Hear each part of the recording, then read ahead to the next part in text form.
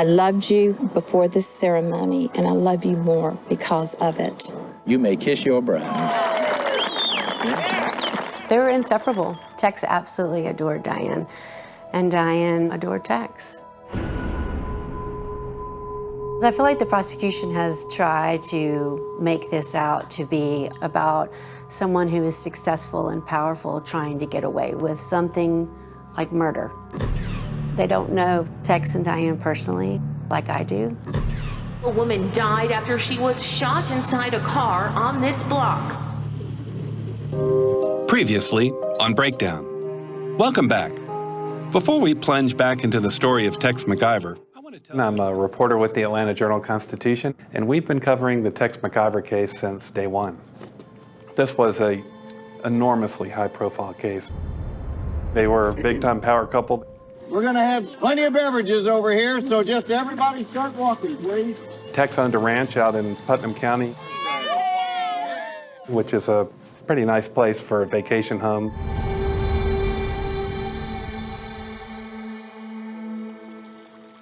They woke up that morning. Tex made sausage biscuits and coffee and took them upstairs to Diane and Danny Jo, her longtime friend. They spend the afternoon playing golf, and they drive back to Atlanta. They're on their way back to their condo in Buckhead. They stop on the way at Longhorn to get something to eat. They have some wine at dinner. Danny Jo is driving because she didn't drink. My name is Bruce Harvey, and I represent Tex MacIver. Tex is seated right behind his wife in the back passenger seat.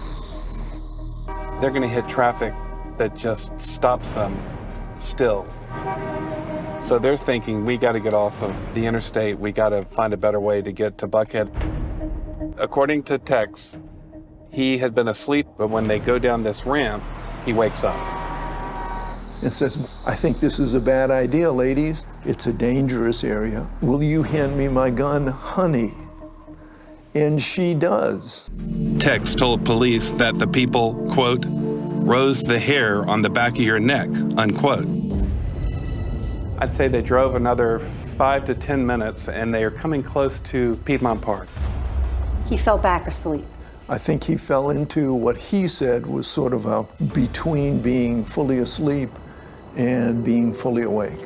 According to Tex, the car comes to a stop. He was jolted awake. I was handling the gun. And I realized it was in my lap. Right. And it went off. Okay. Can a .38 special just accidentally go off? Never known it to happen. You have to pull the trigger. Jiminy. Ooh. The gun would be right here in his lap, according to what he said. So he was startled, he pulls the trigger, and the bullet goes just to the left of the middle here. If you're trying to kill someone, you know that's going to be devastating to whoever's sitting there. Especially if you're trying to make it look like an accident. Yes, I would think so, yes. I think there are people who absolutely believe that he killed his wife for whatever reason, probably for money. People get killed over money all the time. That's the dumbest plan on the history of the planet. And anybody that thinks that that is the way that Tex MacIver deliberately killed his wife is just living in a fantasy world.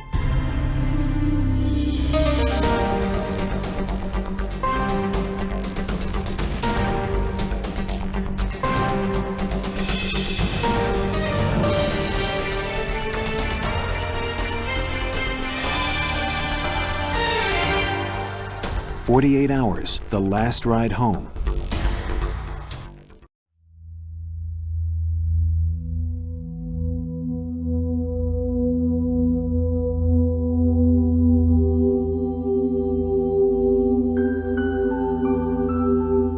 They drove back to Atlanta on a Sunday night. They were headed to Tex and Diane's luxury condominium in Buckhead. On the night of September 25, 2016, Tex MacIver shot and killed his wife Diane. They'd been together for 16 years, married for 11 years. I remember the first time I ever met Diane. She just had such a commanding presence about her. According to close friend Ann Schwall, Diane was the love of Tex's life. She was beautiful, and there was such an energy and electricity about her.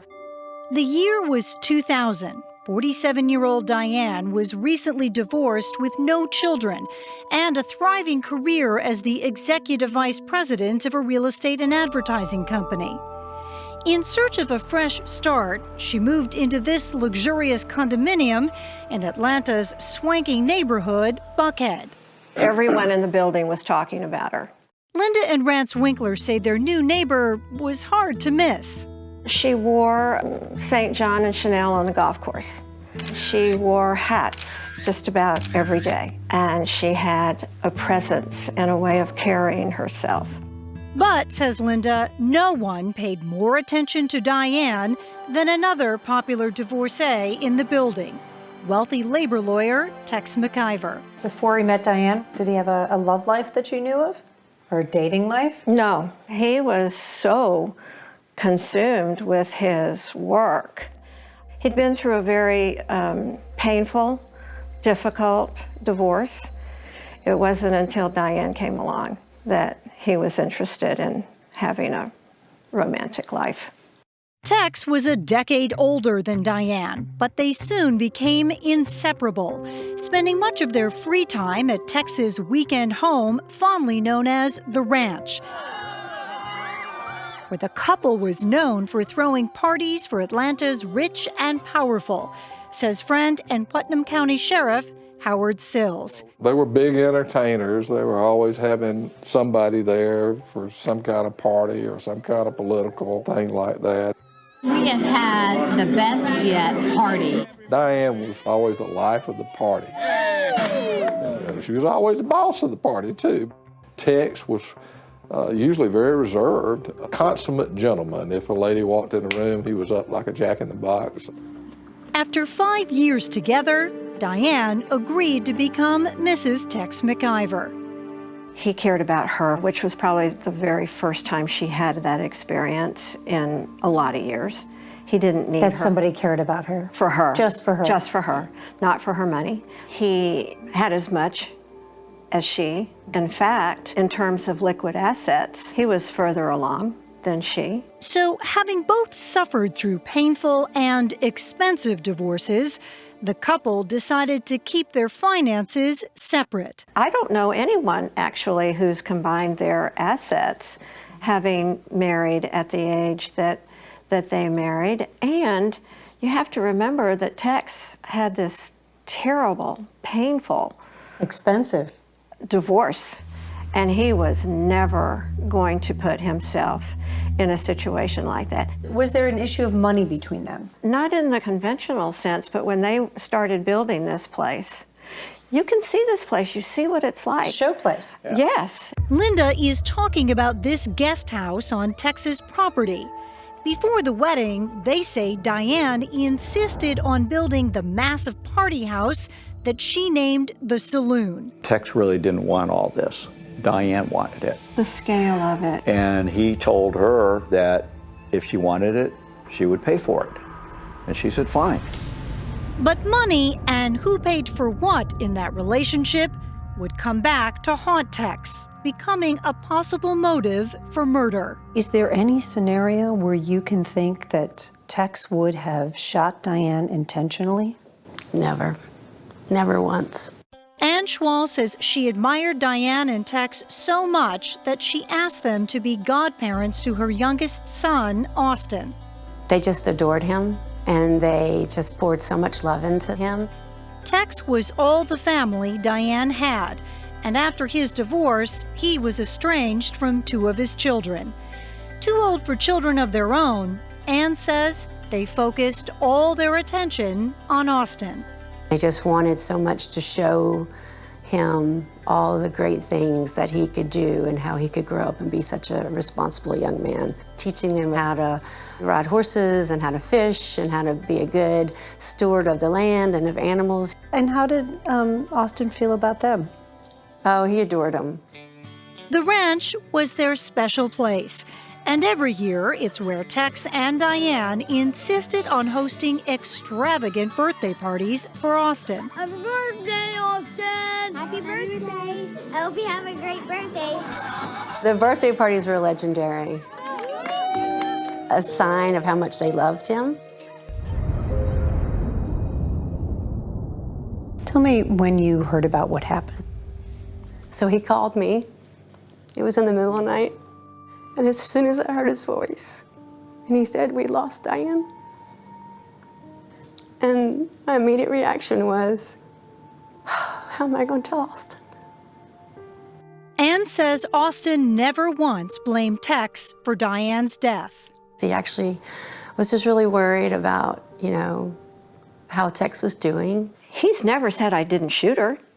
He's never said I didn't kill my wife. He is profoundly regretful. He talked to me a couple of weeks ago, and he said, it's like I smell her, and I break down, I cry.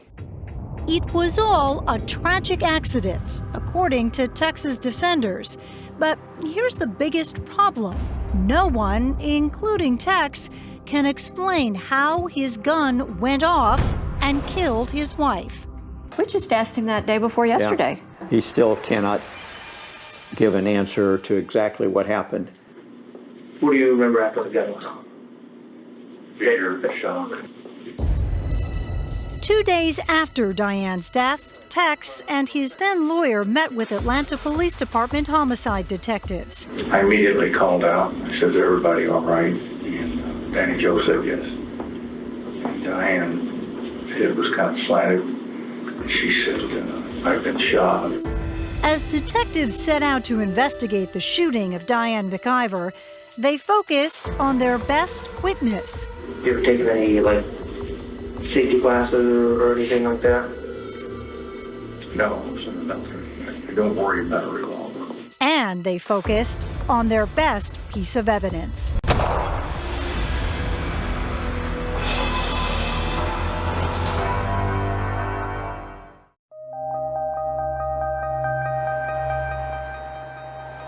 Here we are in an almost new SUV with two women in the front seat. Right. And I said, I'd like to, if you don't mind, please hand me my gun. There is no doubt that Tex MacIver pulled the trigger on the gun that killed his wife, Diane. The question is why? Was he asleep as he said he was, and he was jolted awake and pulled the trigger, or did he want to kill his wife? Previously on Breakdown. Reporter Bill Rankin's Breakdown podcast takes a deep dive into the Shakespearean drama surrounding Tex MacIver. He's a 48 Hours consultant on the case. Holding a loaded handgun, pointing it at your wife, falling asleep. Seems pretty reckless. Using a similar car, Rankin showed us how the bullet that killed Diane MacIver traveled through the passenger seat of Tex's SUV. It hits there. And it goes from right to left through the seat. And exits out here. Right. On the And left goes side. down slightly downward path through his wife's body. The bullet went through Diane's left rib cage and diaphragm, severed a vein and artery in her spleen, and then hit several organs, including her left kidney and stomach. Then she started breathing funny, and she, kind of passed out. That night, detectives were anxious to hear Danny Joe Carter, the car's driver, explain what Tex did after he shot his wife. All I could think of was Piedmont Hospital, and I thought, I don't know how to get there. And he said, no, Emory's closer. Tex decided to go to Emory University Hospital. There were 4 hospitals, all approximately less than 5 miles from where the shooting is believed to have taken place. Emory was the farthest, at about 4.3 miles. But one of the best trauma centers in all of Georgia, Grady, was only about 3.2 miles away. Anybody who lives in Atlanta knows about Grady Hospital, and it's a level 1 trauma center. There were people who have said that he went to Emory Hospital because it was going to take longer and maybe let her bleed out. Family friend Sheriff Howard Sills, who is not involved in the case, says no way and explains that Grady just was not on Tex's radar. If you're rich and you're affluent, then you don't want to go to Grady Hospital, because Grady Hospital is where indigent people go. The people in that car that night, they would have thought Emory. This dramatic surveillance footage shows the SUV arriving at Emory's emergency room and Tex helping Diane into a wheelchair. Then, before surgery, Diane made a critical statement to her doctors. Her husband did not mean to shoot her. She said it was an accident. But 2 hours later, Diane MacIver died on the operating table at 12:49 a.m.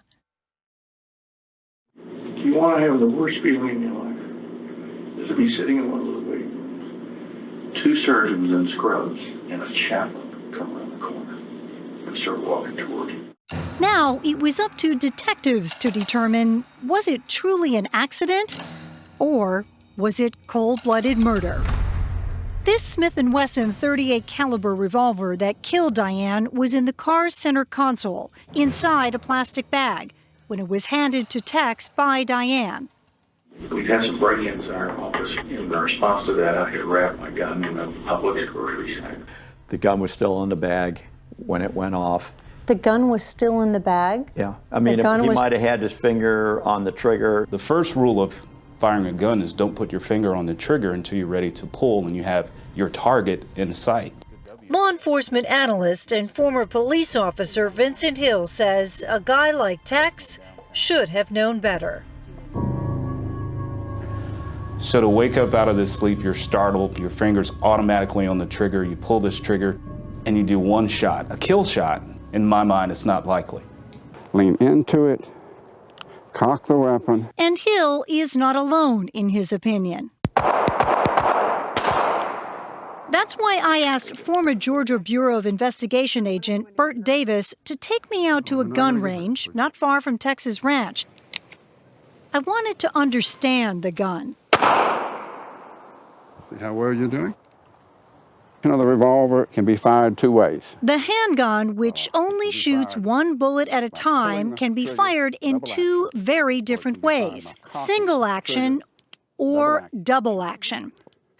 Either way, it does not look good for Tex, because experts say this gun only goes off if the trigger is pulled. In single action, the shooter pulls back the hammer, like this. With the gun already cocked in this position, it hardly takes any effort at all to pull the trigger. It only takes about 2 pounds of pressure to actually pull the trigger, which is why experienced gun owners say you only cock this gun if you know you are about to use it. No one that I know of would sit with your gun in single action. In single action. A double action is a different story. This gun is not loaded, but I want to show you what happens. In double action, you pull the trigger, and the gun automatically pulls the hammer back, rotates the cylinder, and fires. But it's not easy because it takes about 12 pounds of pressure to actually pull the trigger, making it much harder to fire it accidentally. It would be difficult. But not impossible. But not impossible. But somehow that gun was fired. And to this day, Tex cannot answer this question. Was the gun in single action or double action? Good question. Do you have an answer? Do I have an answer? Why do I have to answer these? Why does Tex MacIver have to answer anything? Texas lawyer Bruce Harvey is one of Atlanta's most successful and sought-after defense attorneys. What is your challenge with this gun? Clearly, a trigger was pulled, right? The question is, was that a voluntary, knowing and intentional action or an involuntary action based upon an accident? But Tex was clearly no stranger to guns. Out at the ranch, he had what many would consider an arsenal of weapons. After Diane's death, Tex asked his buddy, Sheriff Sills, to go out to his ranch and collect his guns for safekeeping. So you cleared out how many guns? As I recall, it was about 35 guns. Including rifles, handguns, and AR-15s. Would you describe him as a gun guy? Yes and no. Here in the South, everybody's got a lot of guns. We're getting ready to put on a rodeo demonstration with real cows. But the idea that Tex MacIver should have known better was about to become a central and recurring theme for the 75-year-old lawyer. It gets really crazy. I think we've called it a textbook example of what not to do after you kill your wife.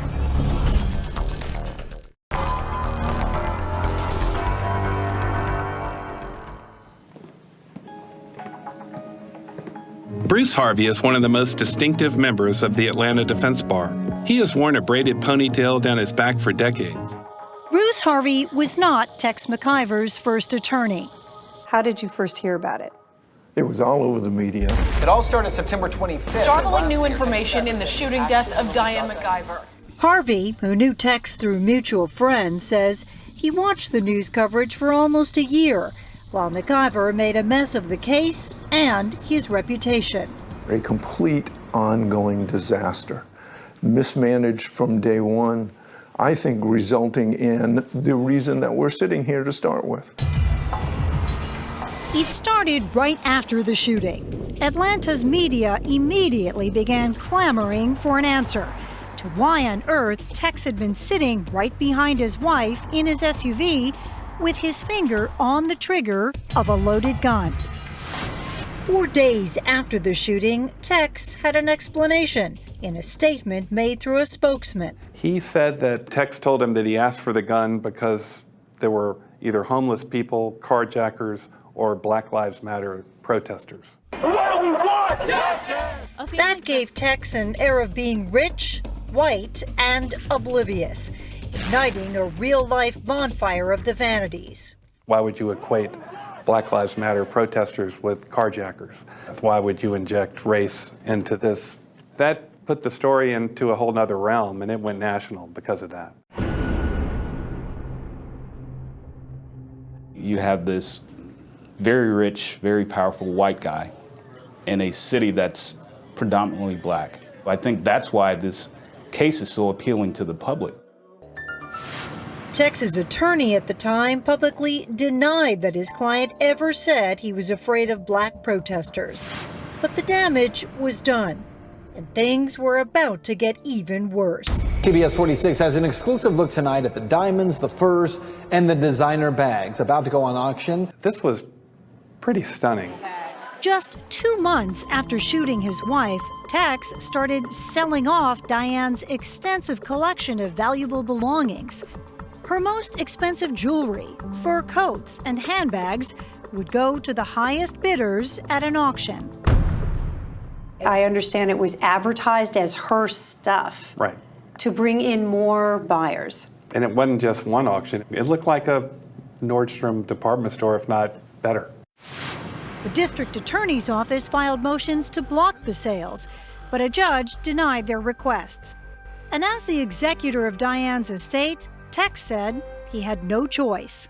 Why? And according to Tex, he said that in her will, Diane had left a lot of money to some of her employees and some of her friends. So he needed that money to pay them. Now, all that money went into the estate and not to him. But timing in this case was everything. Tex has come under fire for holding the two sales while still at the center of the homicide. Should it case. have gone forward at that time? Could it have waited? The answer clearly is yes, and it's something we just have to deal with. At least Tex still had Danny Joe Carter. And that's it. Danny Joe was his best witness, the only other person in the car when the gun went off. The night of the shooting, Danny Joe told detectives in no uncertain terms she believed Diane's death was an accident. There is not a doubt in my mind that it was completely one of those horrible accidents. But on February 2nd, 2017, a little over 4 months after the shooting, Danny Joe changed her story. not been nice to me and tried to manipulate me. In a third interview with investigators conducted inside of Tex's SUV, Danny Jo alleged that on the night of the shooting, Tex told her to lie. He tried to get me to lie, supposedly to protect me from getting all wrapped up in this. Danny Jo said Tex walked up to her and said, "Why don't you just tell police you weren't in the car?" There's no question she was in the car. There's no question she was driving. There's videotape at Emory Hospital. Bruce Harvey concedes that it is possible Tex was just trying to protect his friend. Danny Jo, at that particular time, was being hounded by the media. And I think a lot of this effort was to try to allow her to avoid the media crunch.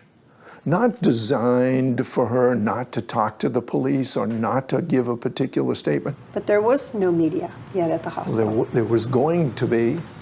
Are you saying that Tex may have told her to tell the cops she wasn't in the car so that people would stop hounding her? Yes. So Tex may have told her that? If he did. But there is no denying this. Days after the shooting, Tex orchestrated a meeting with his lawyers and 2 reporters, where Danny Jo was to make a legal and public statement that the shooting was an accident. When she was a no-show and stopped taking his calls, Tex left this frantic voicemail for her husband. Let me just be plain. Danny is about to send me to prison. Please erase this voicemail message, but call me right away. Y'all have no idea the problem this is causing. It's innocent, but it's absolutely nuclear for me. It doesn't sound good when he says, please erase this voicemail message, but call me right away. So what does he mean by that? When we examine, well, we don't have to explain what he means. They have to explain why it is a crime for him to do that or how it relates. Bruce Harvey was still watching from the sidelines when on December 20th, 2016, Tex got some good news. The Atlanta Police Department concluded the shooting was not an intentional act. Based on their findings, the Fulton County District Attorney charged Tex with involuntary manslaughter and reckless conduct. After spending his birthday behind bars, Tex MacIver bonds out of jail just before Christmas weekend. But with the case now in the hands of the district attorney's office, they decided to launch their own investigation into the shooting. There was a bond hearing where the lead prosecutor, Clint Rucker, strongly hinted that they didn't believe it was accidental. That made everyone think, whoa, okay, this is getting even more serious now.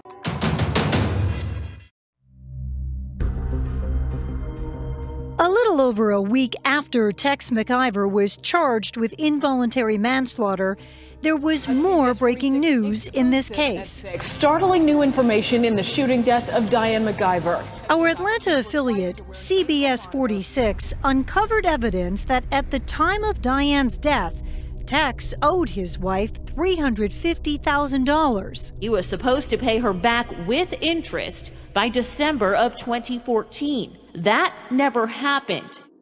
Tex said that the money was Diane's contribution to the construction of that saloon on his ranch, and that for tax purposes, Diane wanted it to look like a loan. There was $350,000, but it wasn't ever actually going to be paid back by him. The $350,000 was a function of nothing more than taxes.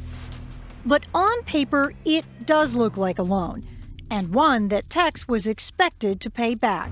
That could be argued that he didn't want to have to pay that off. Meanwhile, the Fulton County DA's office was looking for a possible motive for murder. When they heard that Diane may have had a second will, subpoenas were obtained to search the couple's financial records. And that's when this happened.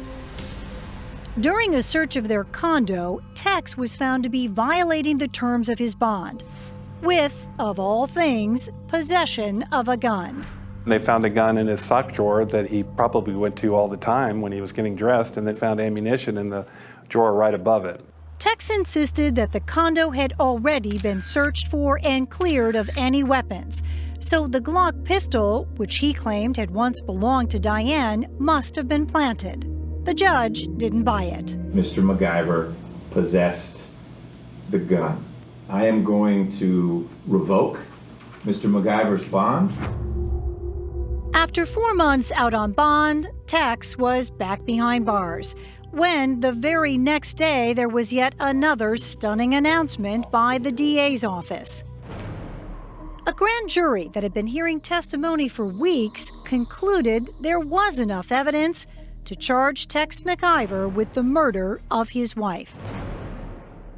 It was surprising that it leapt so far from an accident to a cold, cruel, intentional killing.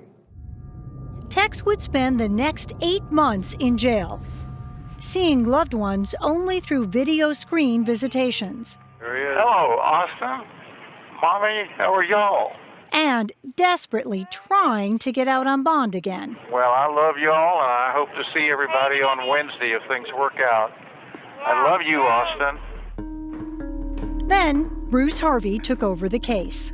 I don't believe in my heart of hearts, I don't believe as we're sitting here, that Tex MacIver had any deliberate intent to do any harm to his wife. We're going home. Harvey got Tex released and put on house arrest. Then he set about preparing for trial on a case where there had been one public blunder after another. Are you concerned about being able to seat an impartial jury? Yes, I am. I think Tex has been unfairly vilified in the court of public opinion.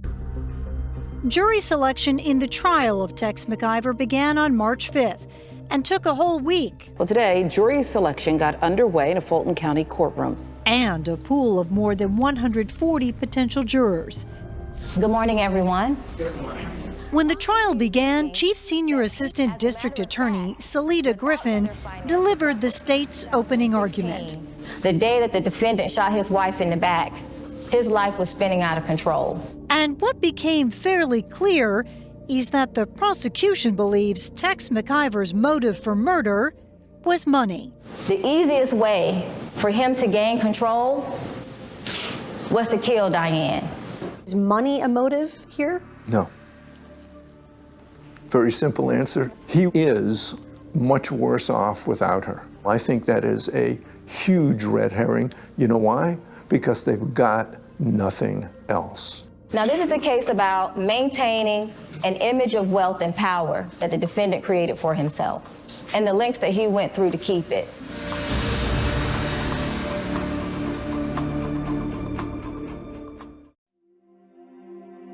What if Tex didn't mean to do it? Or what if Tex did mean to do it, but the prosecution fails to prove it? All rise for the jury. Testimony in the murder trial of Tex MacIver began on March 13th and lasted 20 days. By closing arguments, the jury had heard two very different theories of why Tex MacIver shot his wife. I'm gonna talk to you about the facts. Prosecutor Clint Rucker and his team painted an ugly picture of a man who they say was broke and so desperate for money that he murdered his wife. He was taking her money and he was regaining control. Evidence showed that MacIver's salary at his law firm had been cut by more than half, while the state says he was living way beyond his means. And remember, the MacIvers kept their finances separate. Remember this email? This a couple of months before the murder. This is what the defendant says to his wife. I am seriously trying to reduce my monthly expenses. Why? Because his monthly expenses at the ranch alone were $20,000 to $25,000 a month. What does he say?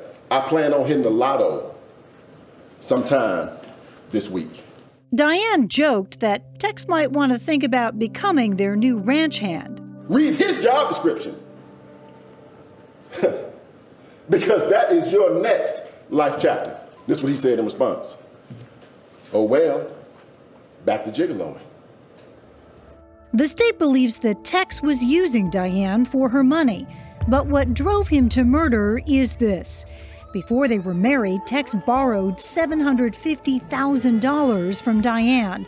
As payment, The state says he deeded her half of his ranch. What that meant was that now the property was no longer owned solely by the defendant.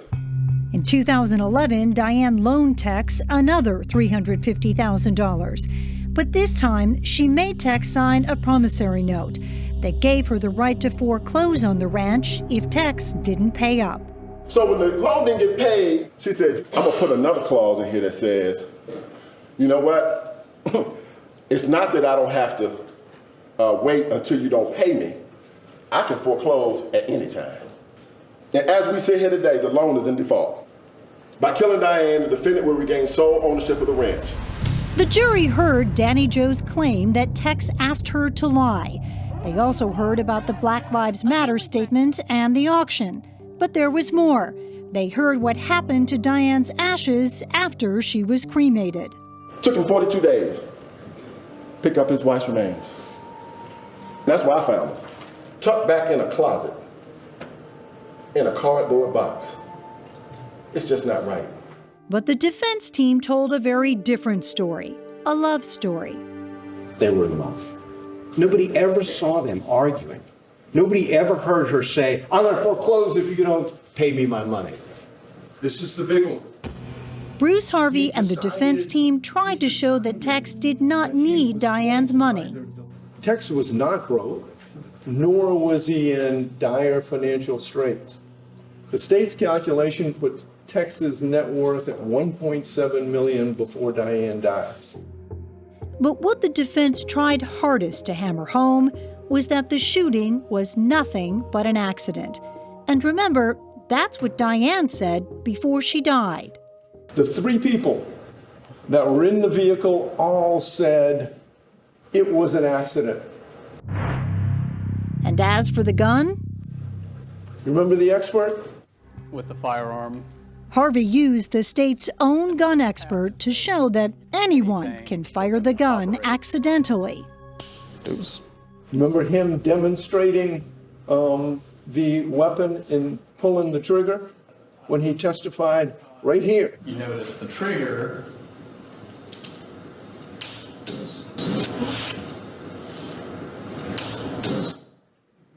Oops. He's demonstrating it for you on the witness stand. He accidentally pulls the trigger. He says, oops. The shooting could not have been premeditated, says the defense, because it was Diane who told Danny Joe to take that exit when they hit traffic. And after Tex was handed his gun, he fell back asleep. The defense also presented an expert who said Tex suffered from a long documented sleep disorder, which might explain why he unintentionally pulled the trigger and can't remember how. Oftentimes when people arouse from these, they don't arouse quickly. They frequently have amnesia for this. As the case was about to go to the jury, the defense suggested that the state had not proven its case beyond a reasonable doubt. We do not convict people in fogs of speculation, but on the bedrock of fact. Diane tried to stand up for herself. And on behalf of the state, Clint Rucker pleaded with the jury to punish Diane MacIver's killer. Who will stand for Diane MacIver? A great woman she tried to be. Will you stand for Diane MacIver? As she cries out, who will stand for me?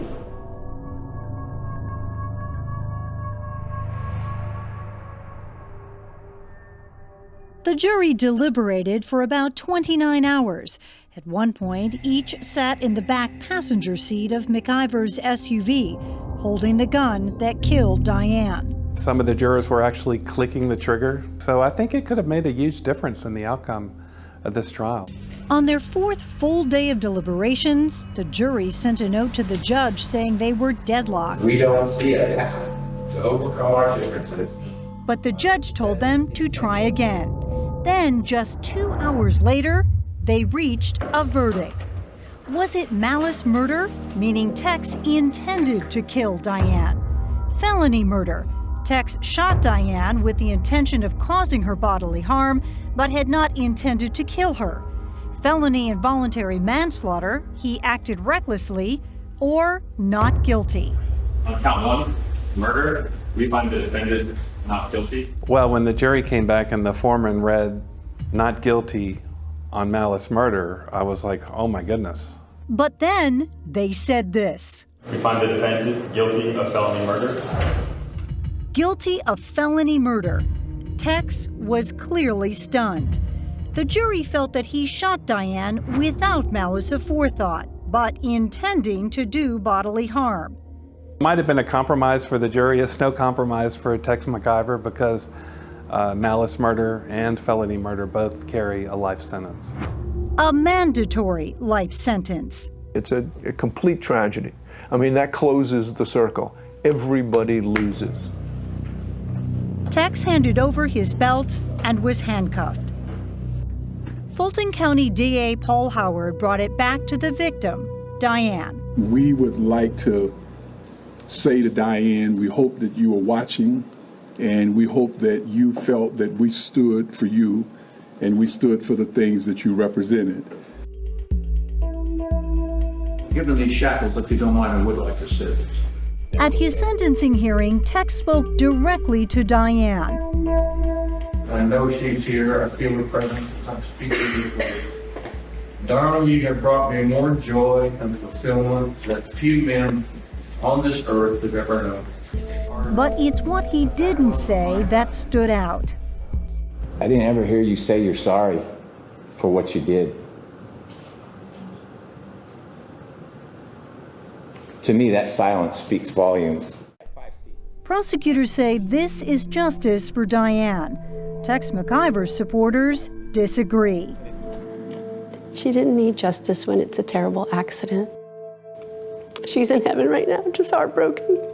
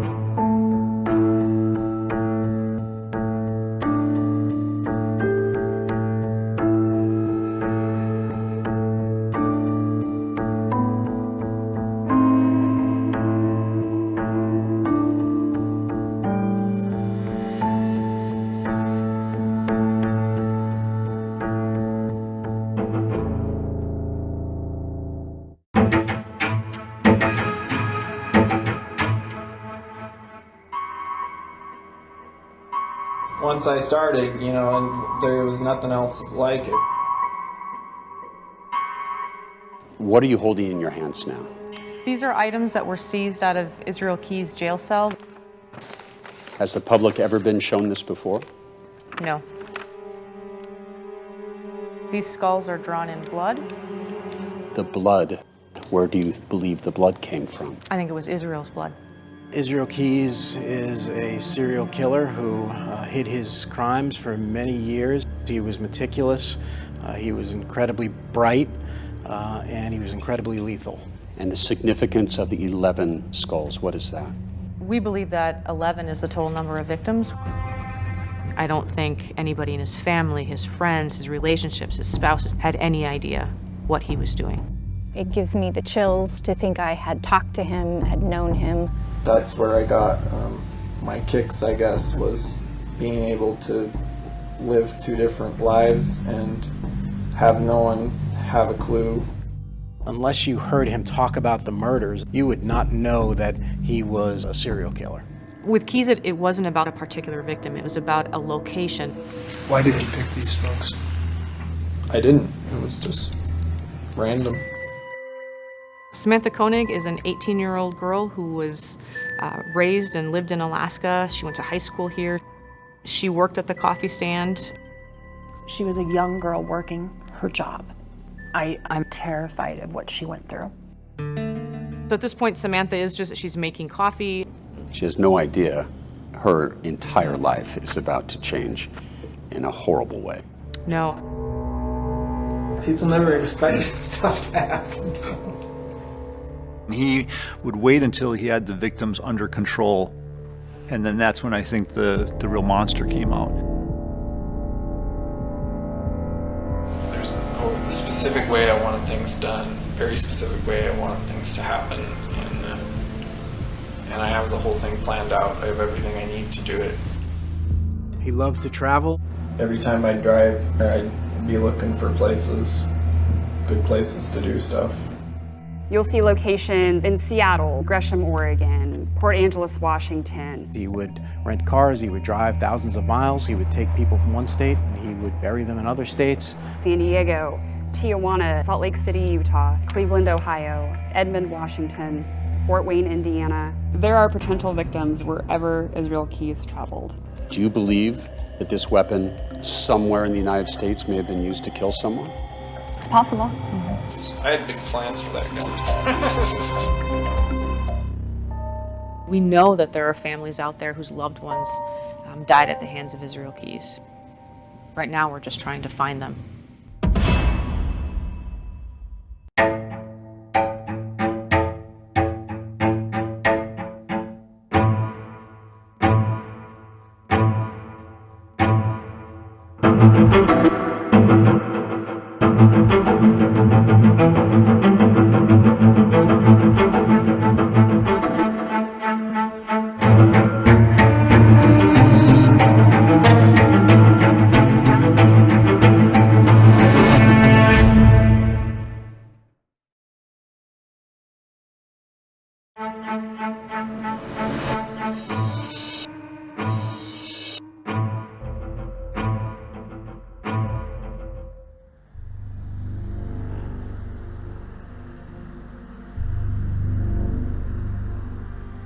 In February of 2012, the residents of Anchorage, Alaska were shaken by a frightening mystery.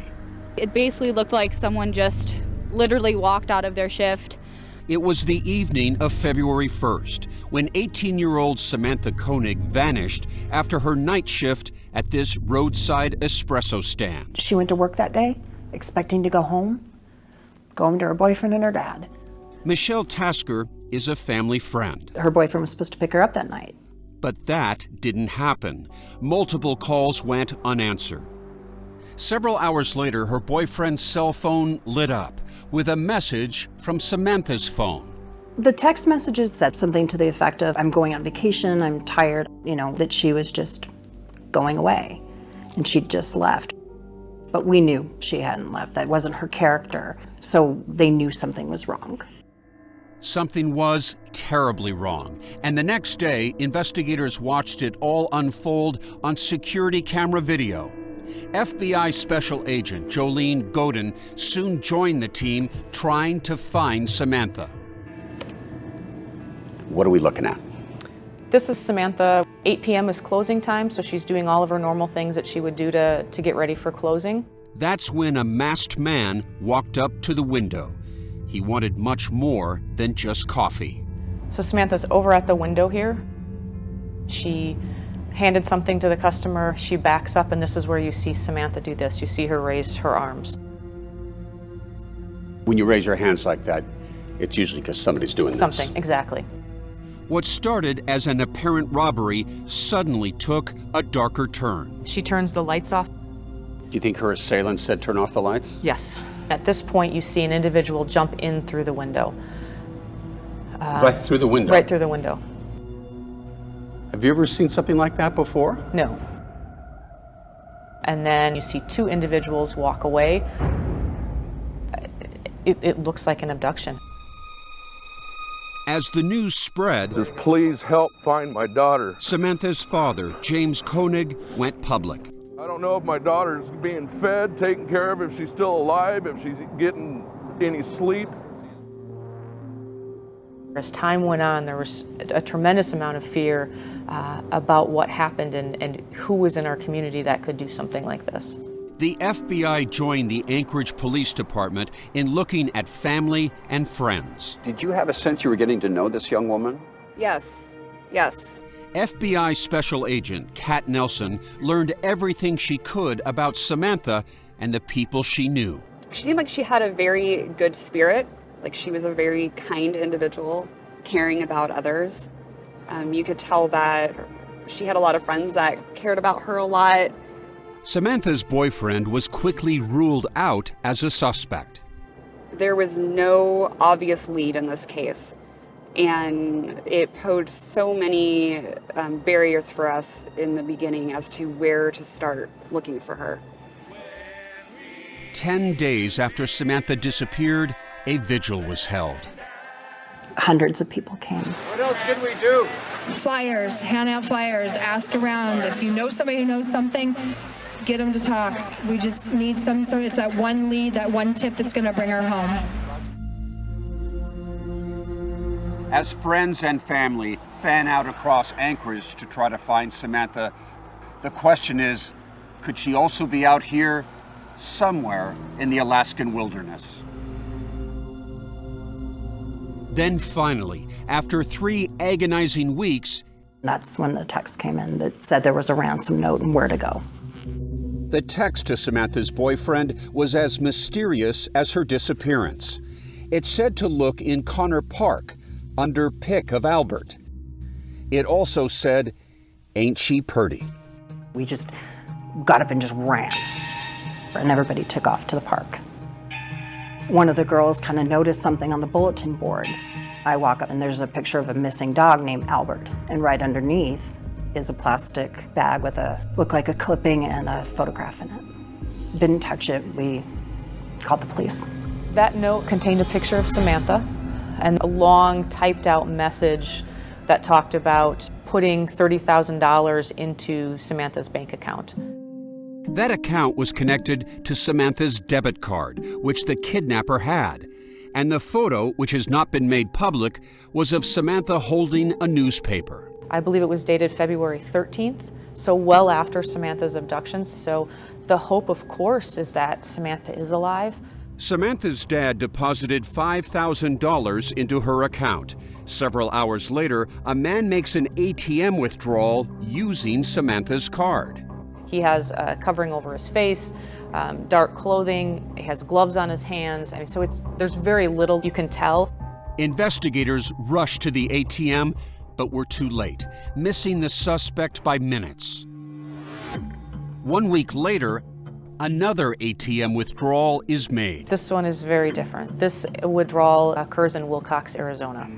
Nearly 4,000 miles away. And then a short time later, we have one in Lordsburg, New Mexico, then Humble, Texas, and then Shepherd, Texas. He's heading east. He's heading east. We can see that he's moving across the I-10 corridor. But the suspect had made a crucial mistake. During the ATM withdrawal in Arizona, a white Ford Focus can be seen in the background. That information was pushed out to law enforcement across that entire corridor. Then, on March 13th, a state trooper notices a vehicle matching that description in a Texas hotel parking lot. And a short time later, a man comes out, he gets in the vehicle, and he starts to drive away.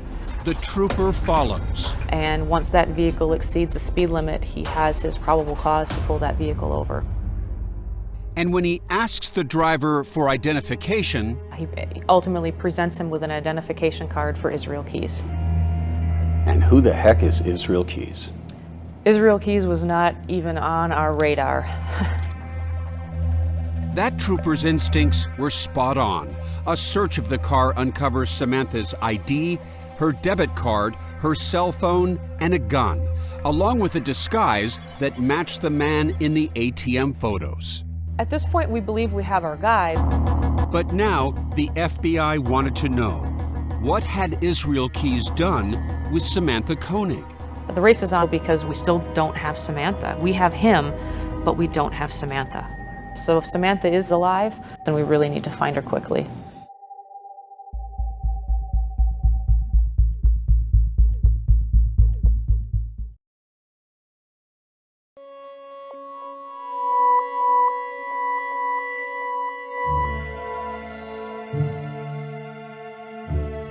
In March 2012, 2 weeks after Israel Keyes was arrested in Texas, he was extradited to Anchorage, Alaska.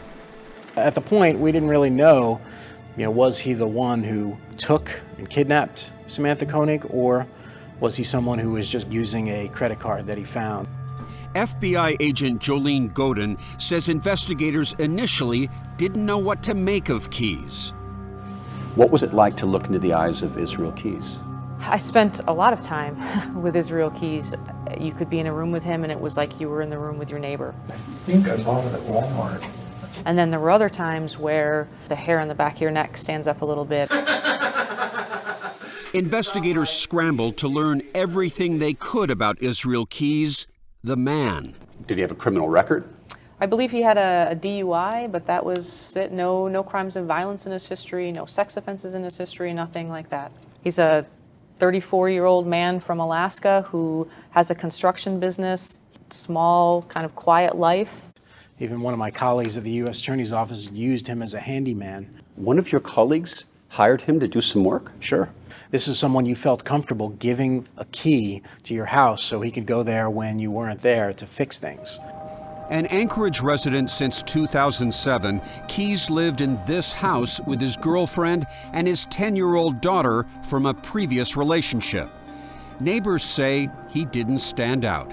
Nothing suspicious at all, except for that he worked hard.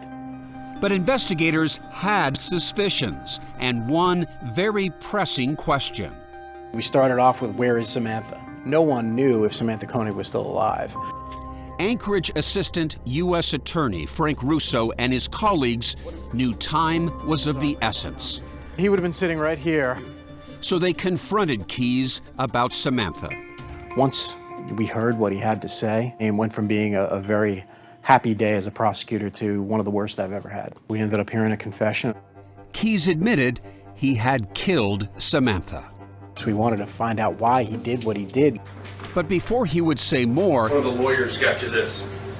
Keyes began what would become a pattern for giving information. He wanted an Americano coffee from Starbucks, he wanted a Snickers bar, and he wanted a particular cigar. Ultimately, Keyes lays out the entire story of how the abduction of Samantha occurred. The video of that confession had never been made public before. In it, Keyes says he pointed a .22 caliber pistol at Samantha. I remember asking him, well, why did you pick that coffee cart at that time? And he just simply said, well, it was open late. Meaning he chose her completely at random. Keyes said as they walked off into the night, Samantha broke free and ran. He chased after her and tackled her. He indicates that his plan is to hold her for ransom, suggesting to Samantha that if she cooperates, he'll release her. She'll be able to go home. It was all a lie. Instead, Keyes drove Samantha to his home, chained her up in his shed, and sexually assaulted her. Keyes then strangled her to death. Keyes' family, the FBI later determined, knew nothing about the horrors that had just taken place. He was talking about the murder of this girl like someone else would discuss what they had for lunch. Within hours of murdering Samantha, Israel Keyes left Anchorage for a Caribbean vacation with his family. And where did he leave Samantha? Where was she? Where was her body? Samantha was in the shed at his house. Keyes didn't return until 2 weeks later. It was then that he posted the ransom note and texted Samantha's boyfriend, knowing she was already dead. Keyes told investigators he had driven some 35 miles north of Anchorage to Matanuska Lake, where over the course of 3 trips, he disposed of Samantha's remains. He had drilled a hole and went ice fishing in the lake, and he had tied it up with baling wire and weights, and he had placed parts of her body down the lake as he fished. I remember asking him, did you catch any fish? And he said, yeah, I caught fish. And I said, well, what did you do with the fish? And he said, well, I took them home and ate them. And for me, that just turned my stomach. It took the FBI's dive team 10 hours to recover Samantha's body. I remember I was the one who told both Samantha's mom and dad, and that was a bad day. Koenig family friend Michelle Tasker. He has a daughter, and you did that to somebody else's daughter. I don't understand. You have the right to talk to a lawyer. After talking to Keyes, investigators realized they had a depraved killer on their hands, and that Samantha was likely not Keyes' only victim. I'm two different people, basically. How long have you been two different people? Long time. 14 years. And that tells you what? That he had been a serial killer for 14 years. Special Agent Catherine Nelson knew every aspect of Keyes' life needed to be examined. Cleveland, Ohio. So she started a deep dive into his paper trail. Cell phone records, financial records, anything we could find out about his background, his travels, anything that would just tell us a better story about him. It was starting to look like Keyes could have victims across the United States. We know that Israel Keyes traveled to places such as Washington, California, Wyoming, Texas, Vermont. We'll get the whole story eventually. And he teased his interrogators with details of other murders. I'll tell you about everything, or give you every single gory detail you want. But before Keyes would agree to do that, he wanted something extraordinary in return. I want an execution date. For you? Yes. And he said, I want a promise that I'll get the death penalty. If you do that, then I'll tell you about all the people I killed.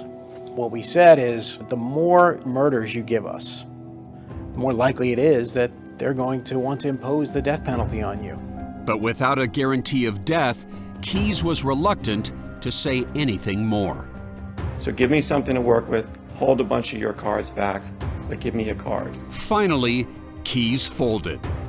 All right, I'll give you 2 bodies and a name.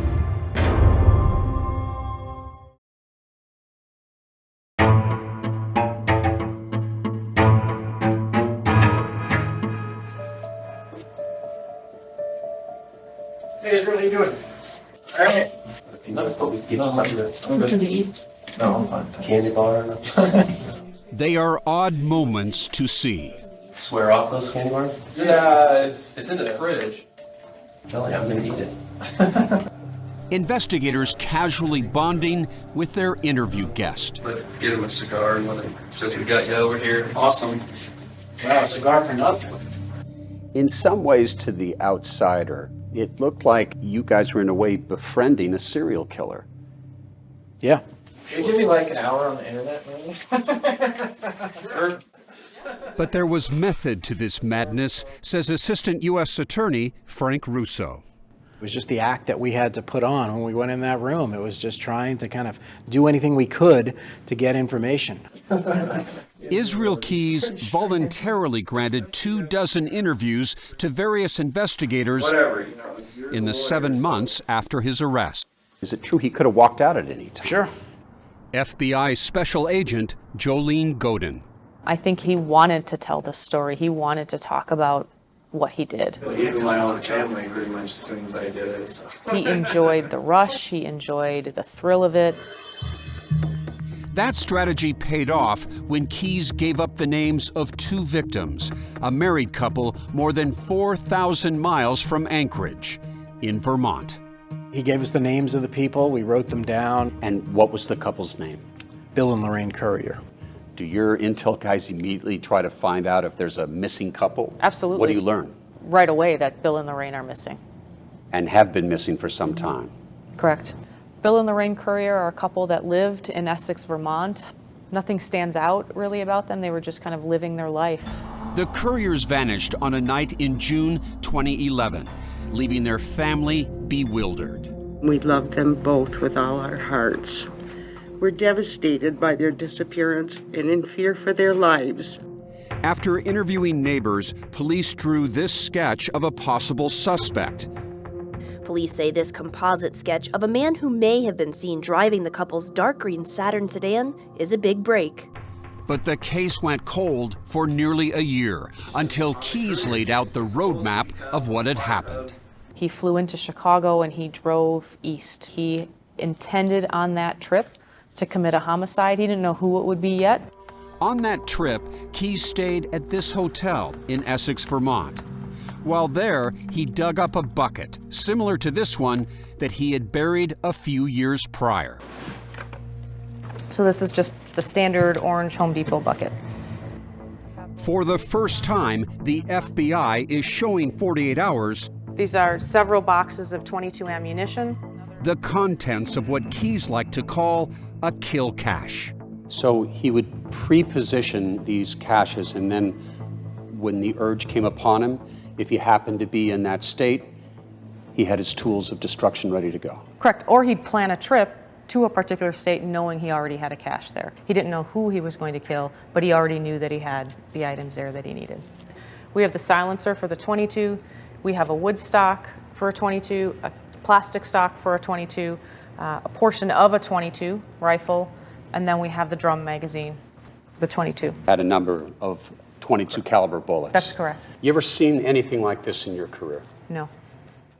The cache used in the Courier attack has never been found, but Keyes told the FBI where they could find this, a weapon he had used in Vermont. This is a silencer that he's actually constructed himself. With his murderous tools in hand, Keyes went hunting for victims and found himself outside the Courier house. I decided I was going to look for a house with a couple in it. I was looking for a fairly easy way to get into the garage, and theirs was the first house I found that had all those things. He just happens to take a walk from his hotel into a neighborhood, and this unsuspecting couple, just living their lives, is about to have a monster at their door. Yeah. The monster didn't knock. He's very quickly in the house. He restrains Bill and Lorraine very quickly. You just make sure they know right away who's in charge and immediately tie him up.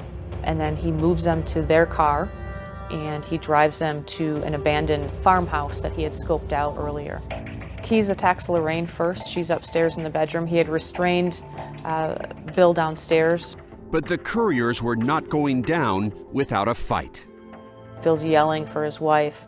Bill ultimately starts to break free from the restraints, and Keyes has to go back downstairs in order to restrain him again. And what happens down there? There's a struggle that ensues. So I knew I was either going to have to knock him out or just kill him. He saw the gun, he started to say something, and it just pissed me off, and I just started pulling the trigger.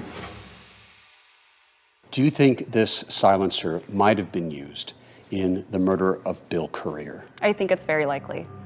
Keyes then strangled Lorraine Courier and left the couple in the basement of the abandoned farmhouse. Did anyone ever find these bodies? No, a short time after this happened, the house ended up being demolished and it was taken to the landfill. We made numerous attempts at the landfill. It was, I believe, a 10 or 12-week search at the landfill. The FBI was searching in an attempt to find them, but we were not able to recover their bodies. But as meticulous as Keyes was in covering his tracks, he slipped up. This is the one item in all the things that we found that belonged to Keyes that actually had his fingerprint on it.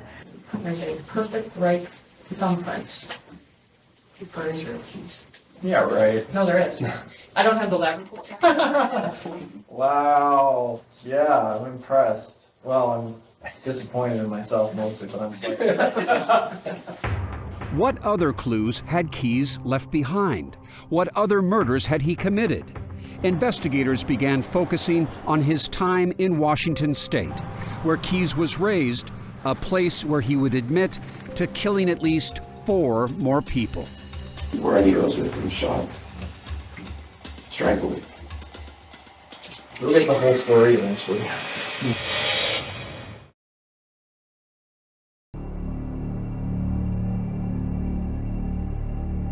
For as far back as I can remember. But, you know, that's where I get a lot of the ideas, either fishing or out hunting. And see somebody in the woods. To understand Israel Keyes, you have to go deep into the vast, remote wilderness where he was raised, the place where he lived off and on for more than 20 years, Washington State. How many people in the state of Washington do you believe Israel Keyes killed? We believe he killed 4, victims total in Washington state. FBI Special Agents Ted Holla and Colleen Sanders first questioned Keyes in 2012.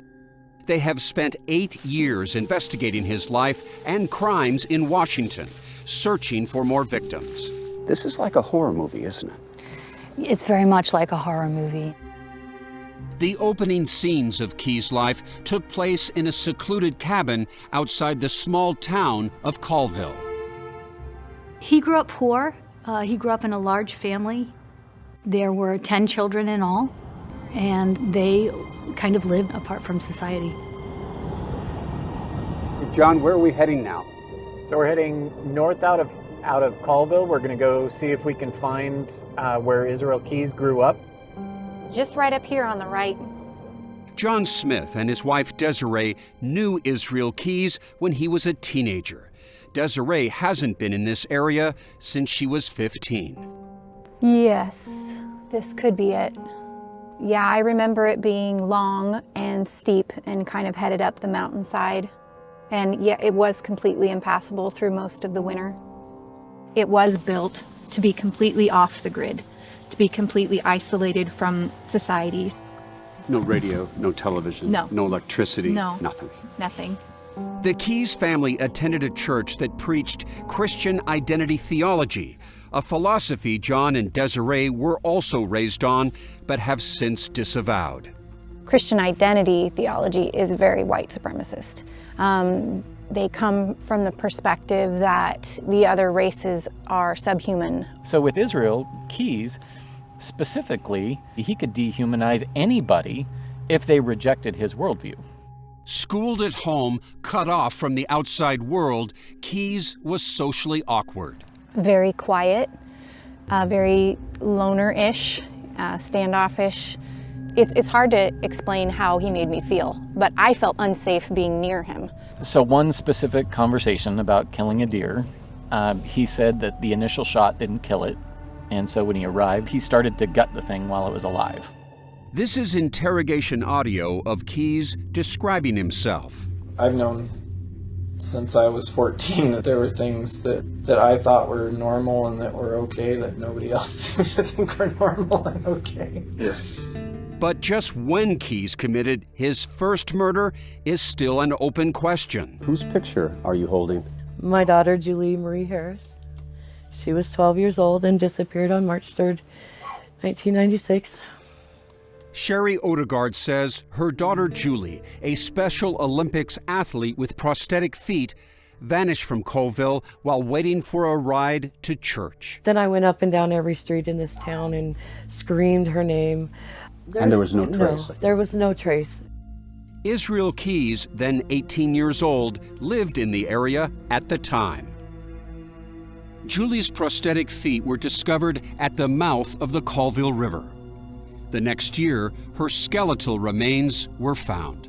We asked Israel Keyes about Julie Harris and her death, and he said he was aware of it, but that he was not involved in it. I remember the name, I don't remember the details of the story. Keyes told investigators the birth of his daughter convinced him to never target children. Something kind of changed in the way I thought, and I didn't want to do anything that would mess with kids or whatever.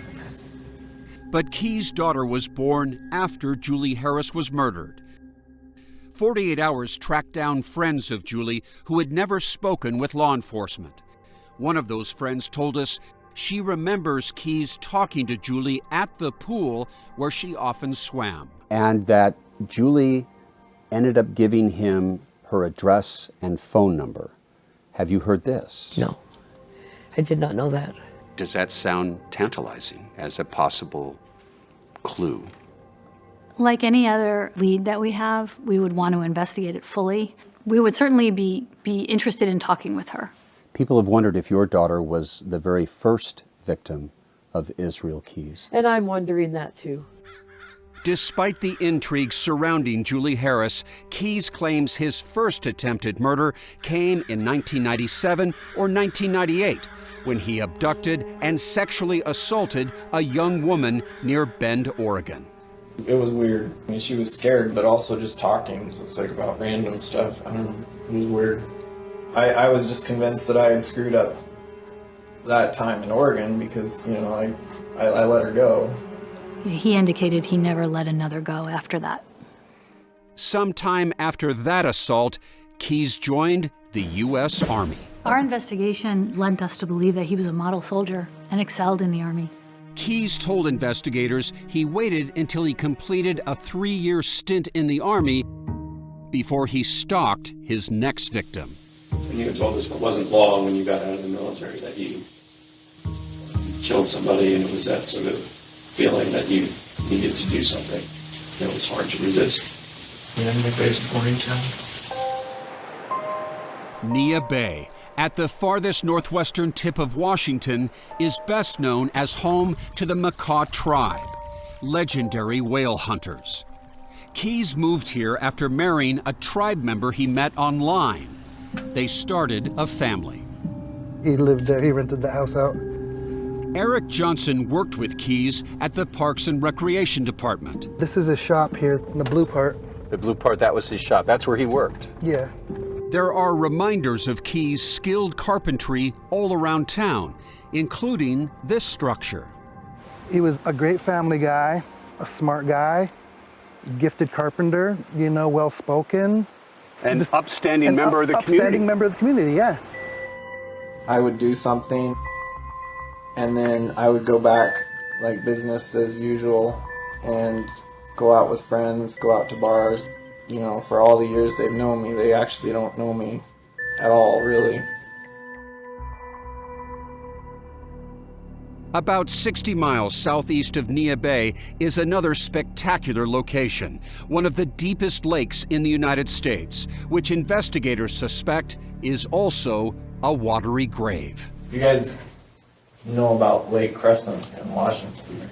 He revealed to us that one of the Washington State victims was actually, their body was sunk in this particular lake. I think that lake is 500 to 700 feet deep. Here's a picture of Israel Keyes' boat. Sometime in 2005 or 2006, Keyes had a body in this boat. Any idea who this person may be? Any idea how this person was killed? No. How long does a body last in a freshwater lake? In the last months of 2012, Special Agents Halla and Sanders were hopeful that Keyes would give them more information on who is at the bottom of this lake. But the killer had another plan. I can't be satisfied sitting in prison for all my life. I'd rather go out while I still have some sanity, good memories.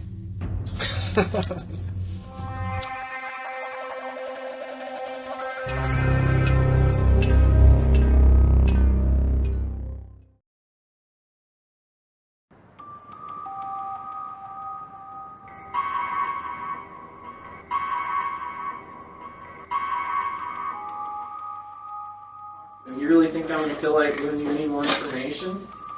After 7 months of interrogations, 7 months of teasing investigators with bits and pieces of his violent past, Israel Keyes decided to take one more life, his own. Serial killer Israel Keyes was found dead at the Anchorage Correctional Complex. We received a call early in the morning that on December 1st, 2012, Israel Keyes had committed suicide in his jail cell. He used a disposable razor to slit his wrist, and Keyes attempted to strangle himself with bedding. And what was your reaction to that? My reaction was a lot of these secrets were going to die with him now. For Samantha Koenig's loved ones, the news hit like a gut punch. He should have been executed. Now, he killed himself. That's great. It's not what we wanted. We wanted him to stand trial. We wanted him to answer for what he did. But the world's better off he's gone. Inside Keyes' cell, jailers discovered a bizarre, blood-soaked suicide note with passages like, "Crushed like a bug, you still die." We had hoped that that note was going to be clues and tips for us on, and that he was finally going to give us all of the information on the homicides. And it really wasn't. It was kind of a rant. But the end of Keyes was by no means the end of this case. A few months before his suicide, investigators found those macabre drawings. He drew a series of 11 skulls, and these were found underneath his bed in his jail cell. Drawn in Israel Keyes' own blood. You have 11 skulls. What does this mean? I think this is the entirety of his crimes. And it indicates that there are 7 victims we don't have identified. Prior to his death, Keyes had pointed the FBI to another victim. There's one in New York. He refused to provide that victim's name, but investigators believe it happened when Keyes took a road trip through New York State in the spring of 2009. So they combed through missing persons reports and Keyes' computer. Is this the person buried in New York? No. Her name was on your computer. Which computer? Mine? When they confronted him with photos, one in particular rattled him. It was a photo of a woman named Deborah Feldman. Given the way he looked at it and he started shaking a little bit, I would say she is definitely one of his victims. Deborah Feldman is a woman who went missing from New Jersey. It was in 2009. Her body has never been recovered. We're relatively confident about Deborah Feldman. However, we do not have any forensic evidence to make that connection. According to the FBI, that would make Deborah Feldman Keyes' 4th known victim, along with Samantha Koenig and Bill and Lorraine Currier. Agents are now determined to identify the remaining 7, and there are clues that point to at least 2 other states. Tell me about Wyoming and what was there for him. The Green River in Wyoming is where Keyes had buried his cache near. Is there a sense that there may be a body somewhere near that river? We have a strong suspicion that Keyes may have a victim located in that area. In the late 2000s, Israel Keyes also spent time in California's wine country, including visiting the posh Sonoma town of Healdsburg in May of 2007. Keyes has often talked to investigators about using boats and also kayaks in the disposal of bodies. We know that he rented a single-person kayak in Healdsburg near a campground during that time in 2007. But Keyes' road trips weren't limited to the U.S. In 2007, he drove along the Alcan Highway by himself for about a week of that year. The Alcan Highway goes through Canada up to Alaska. Yes, correct. We know that Keyes traveled to Canada quite extensively and specifically said that he would go to Montreal. When he was asked about whether he'd killed anyone in Canada, what did he say? He said Canadians don't count. It's been several years since Israel Keyes killed himself. The FBI hopes investigators across the country will take a second look at suspicious deaths in their area. They're also hoping the public can help. If anyone has any information on Israel Keyes and his travels, or if they have a family member that they think may have been potentially a victim of Israel Keyes, that they come forward to the FBI with that information. That includes the Lake Crescent area of Washington State, where Keyes told investigators he had dumped a body. We absolutely want people to come forward who think they may have seen something connected to Israel Keyes, especially on this lake. And what about those kill caches buried throughout the country? If anyone out there comes across one of these, what should they do? First, for people not to touch too much and not to contaminate it too much, and definitely contact local law enforcement in their community who can then reach out to us. For the FBI, their focus is clear. For me, the important thing is Samantha and Bill and Lorraine and Deborah and all the victims that we don't have identified. That's what this case is about. And their commitment unwavering. Do you have an optimistic streak that says we can find answers to the other 7 cases? I do. I absolutely do. And it won't be easy by any means. And it may take a long time, but I'll never give up trying.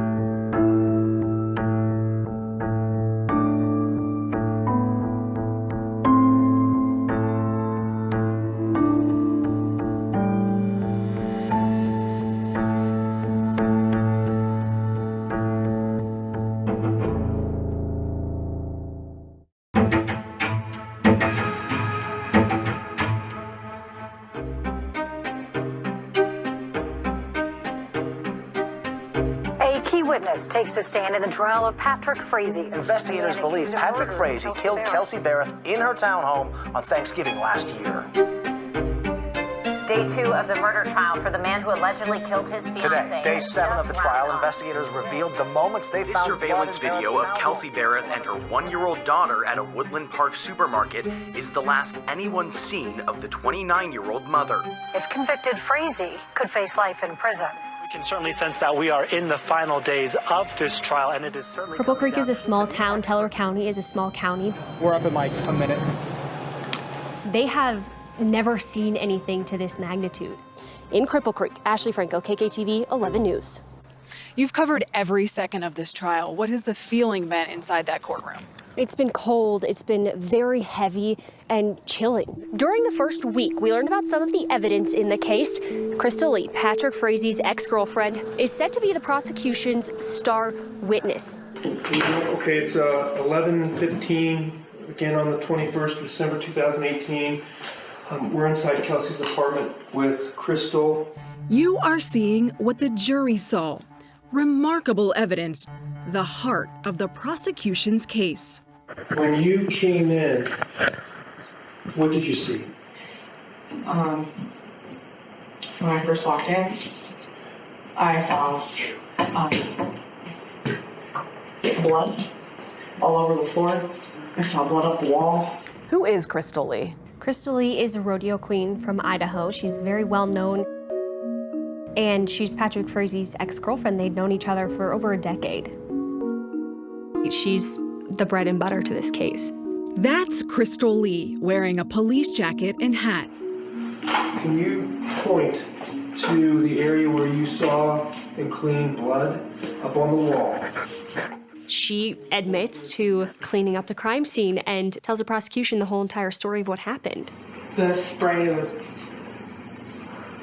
from here all the way. She's the only person in the world that they have to possibly convict Patrick Frazee. We did a deal with the devil. There's just no ifs, ands, or buts about it in this case. But it's a deal that we made in order to move this case forward and to solve this crime. Sometimes in order to solve a case or move a case forward, we have to give a deal to the devil. That's exactly what we did here. Did you say that you cleaned off some of the appliances? I did. I wiped there was blood on the front of the dishwasher. There was blood on the front of the stove. Crystal Lee was obviously the star witness for the prosecution, and she testified to things that the prosecution needed her to say in order to establish this case. I'm Aya Gruber. I'm a professor of law at University of Colorado Law School. I think there were doubts about Crystal Lee's testimony coming into it. Crystal Lee has trafficked in lies. Crystal Lee is saying he has been planning on killing Kelsey, and he had called me multiple times about it. There's poison coffee. There's a baseball bat, scented candles, a blindfold, phones that are pinging all over Colorado and in Idaho. I got to tell you, it's one of the most emotional trials I've ever been through, and I've been through a lot of trials.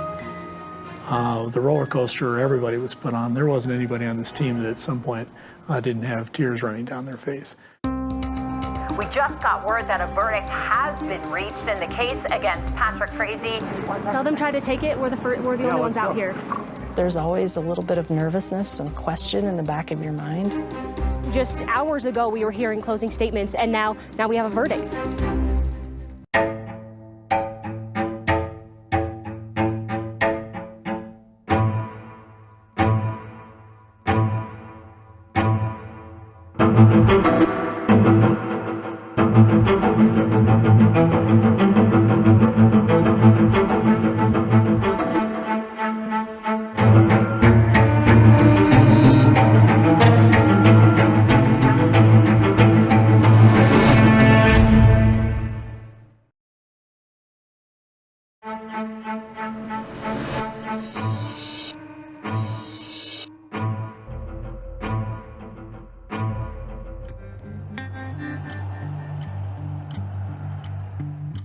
Patrick Frazee sits in this grim Cripple Creek, Colorado jail, put here by his former girlfriend, Crystal Lee.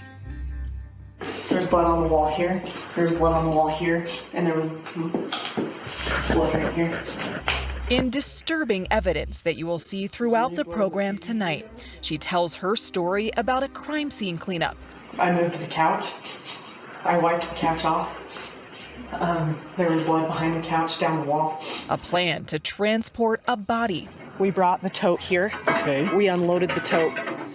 And her help in making sure there would be no trace of it left behind. The things that were thrown into the fire by me were the belongings from Kelsey's house, the curtains, the pillows, the stuffed animals. The tale begins when these haunting images were captured. A mother in the grocery store shopping with her baby. Thanksgiving Day 2018, the last time Kelsey Barrett was seen in public. She's not the kind that runs off.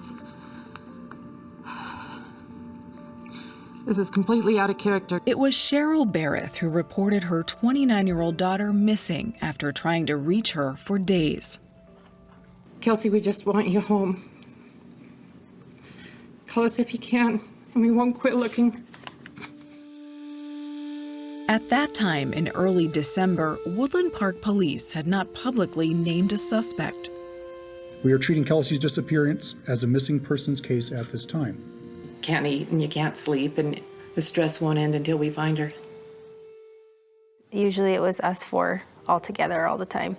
Ashley Cogburn, Amanda Smith, and Nicole Haywood had an unbreakable bond with Kelsey. They grew up together in Moses Lake, Washington. From the pictures, she's gorgeous, obviously, and very put together. And so you might think that she's, this prissy girl, but she was not. She was raised on a hay farm and very much a tomboy. Country girl. Yeah, she's out there driving tractors and bucking bales. In flying planes, she was a flight instructor. She a good pilot? Oh yeah, she was really good. She wasn't afraid to challenge the typical boundaries. So it wasn't a surprise when a Colorado cowboy named Patrick Frazee caught Kelsey's eye on a dating website in 2016.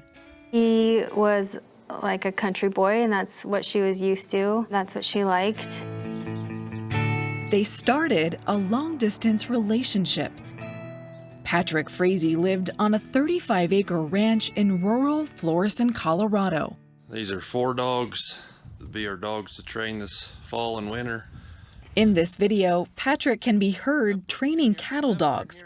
Pepper, that'll do. Down. He also shoed horses and groomed donkeys.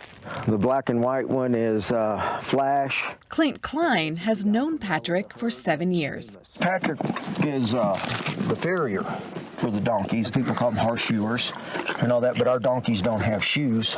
So he trims their feet? He trims their feet. He gives them, as we call it, donkey manicures. Klein says Patrick was quiet and dedicated to his work. He's kind of laid back, kind of stays to himself. He had his ranch to take care of. Eventually, Kelsey moved to Colorado from Washington State to be closer to Patrick, and they were expecting a child. Her mother, Cheryl, says they were engaged. Does she have a dress yet? No. I don't think she cared about the big wedding kind of thing. It was between them and God. Even after their daughter Kaylee was born in October 2017, the couple still didn't live together but shared parenting duties. He never came to see her, but she would, on her days off, she would go back and be with him. Friends say Kelsey was struggling to balance the baby, her job, and a long commute. Her relationship with Patrick seemed strained. She seemed to be kind of stressed out from the whole thing, that she couldn't make him happy. Was Patrick emotionally abusive? It appeared that way from what I saw, and it seemed like it was just knocking her spirit down. Did Kelsey ever say he was physically abusive? No. Ashley says Kelsey once mentioned there may have been another woman in Patrick's life. I think Kelsey had mentioned one time about an ex-girlfriend who still kind of wanted to be with Patrick. Kelsey wasn't worried about it. I don't know if it's because she knew she lived far away. Kelsey didn't seem all that worried about it. After Kelsey was reported missing, police talked to Patrick. He told them that the day before Thanksgiving, Kelsey said she wanted to end their relationship. KKTV reporter Ashley Franco. He said that Kelsey wanted to go their separate ways and things weren't working out between them. They wanted to split custody 50-50 and they were just not meshing anymore. Patrick told police he and Kelsey met to exchange the baby on Thanksgiving Day. He also returned Kelsey's belongings. A purse, keys to the car, keys to the townhome, and then a gun that Kelsey owned. It was a gun Patrick says he had once taken from Kelsey for her own protection. Police say Patrick told them Kelsey struggled with depression, hinting that she may be suicidal. When you hear that Patrick said Kelsey was unstable, that she was maybe suicidal, No, not at all. It doesn't match up with Kelsey. Police searched Kelsey's home but turned up no signs of foul play. Then Cheryl and her son went to the house to check it out. There was a mat, like a rug of some sort in the bathroom, and it's gone. And she had also noticed that the refrigerator looked like it had been wiped down recently. You could see streaks. Later, her son is in the bathroom and notices blood on the base of the toilet. and the alarms go off in their minds. Alarms go off.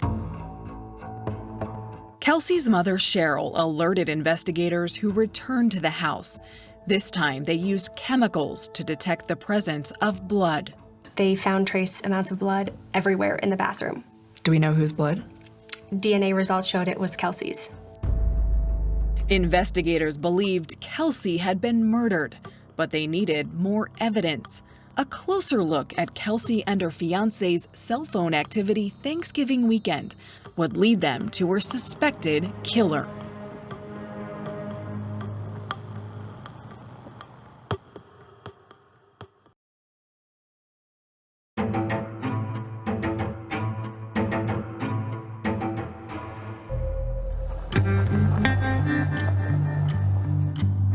Patrick Frazee was taken into custody this morning in Florissant, Colorado, just after 7 o'clock this morning, Mountain Standard Time. Nearly a month after Kelsey Barrett vanished, Woodland Park Police Chief Miles DeYoung made this grim announcement. Today we arrested Patrick Frazee on charges of first-degree murder of Kelsey Barrett. As a reminder, Patrick Frazee is presumed innocent until proven guilty. Patrick, what do you have to say? Despite the murder charge, Kelsey's body had not been found. As you can tell from the arrest, sadly, we do not believe Kelsey is still alive. Kelsey's daughter, Kaylee, is in protective custody and will be reunited with Kelsey's family. Patrick Frazee entered a plea of not guilty, but from the beginning, investigators had questions about Patrick's story, starting with his initial claim that the day before Thanksgiving, Kelsey told him she wanted to break up and, quote, go their separate ways. So this is Woodland Park? This is Woodland Park. Yet, there she was, shopping the next day for the family dinner. You see her grab a cart and put Kaylee in the cart and then go off, and that's the last time publicly anyone had seen Kelsey Barrett. What does she buy here at Safeway? She buys ingredients for a sweet potato casserole. Investigators wondered if Kelsey had broken up with Patrick, why would she send him this text? I bought some sweet potatoes in case you wanted sweet potato casserole. Kelsey didn't tell her mother she and Patrick were breaking up when she spoke with her Thanksgiving morning. Did she sound normal? Did she sound... Definitely. She sounded happy and... Normal mom-daughter talk. Yeah. Another big question investigators had was when Patrick said he last saw Kelsey. Patrick told officers that he hadn't seen her since Thanksgiving, November 22nd, when he exchanged their daughter, Kaylee Barrett. In images from a neighbor's security camera on that Thanksgiving day, Patrick and Kelsey are seen at her door with a baby carrier after Kelsey returned from the store. You can see her holding a poinsettia. Later, Patrick is seen at that same location alone. We don't know whether he's coming or going. He doesn't have Kaylee, and he's not with Kelsey. And then that's it. University of Colorado law professor Aya Gruber has followed the case. The critical question is what happened in between around 1:30, 1:45, and 3:30 when they get that picture of him. Police say this is likely when Patrick killed her. Investigators have recovered a number of items that make us suspicious that the crime did occur at Kelsey's residence. Patrick told authorities he drove their daughter Kaylee to his ranch for Thanksgiving dinner. He said Kelsey wasn't with them, but investigators discovered that her cell phone was. They pulled cell phone records and found that on Thanksgiving Day, November 22nd, all of a sudden, Kelsey's phone and Patrick's phone started traveling together, but Patrick and Kelsey were not together. Investigators say Patrick took Kelsey's cell phone after he killed her as part of a scheme to cover his tracks. They believe he faked 19 calls between the two phones over Thanksgiving weekend and was sending texts between them, including this one from Kelsey's phone. "I'm going running. I'll call you guys when I get home." His response, "Okay, be safe." The theory that the prosecution's going to put forward is that that was Patrick with her phone, and he's texting pretending to be Kelsey. 2 days after Thanksgiving, authorities believe Patrick concocted this conversation. "Are you awake? Sorry, I didn't hear my phone. Going to jump in the shower. I'll call you guys when I get out." Okay. Then investigators believe to keep up his ruse that Kelsey wanted the breakup, Patrick sent this message. "If this is truly what you want, I'll respect your wishes and give you space." On Sunday, 3 days after Thanksgiving, there was a bizarre development that would send this case in a very different direction. Phone records show while Patrick's cell stayed near his ranch, Kelsey's phone was on the move, heading west out of Colorado. There was a text from Kelsey's phone to her supervisor at DAS Aviation saying, "I won't be at work." So people had thought maybe they heard from Kelsey. The next text from Kelsey's phone said, "Do you even love me?" That text pinged off a cell phone tower 800 miles away. Reports are correct that Kelsey's phone gave a location near Gooding, Idaho on November 25th. When that came out, I think everyone was just shocked. And where's Kelsey? And where's Kelsey? No one knows where Kelsey is. So how did her phone end up in Idaho? This woman may have the answer.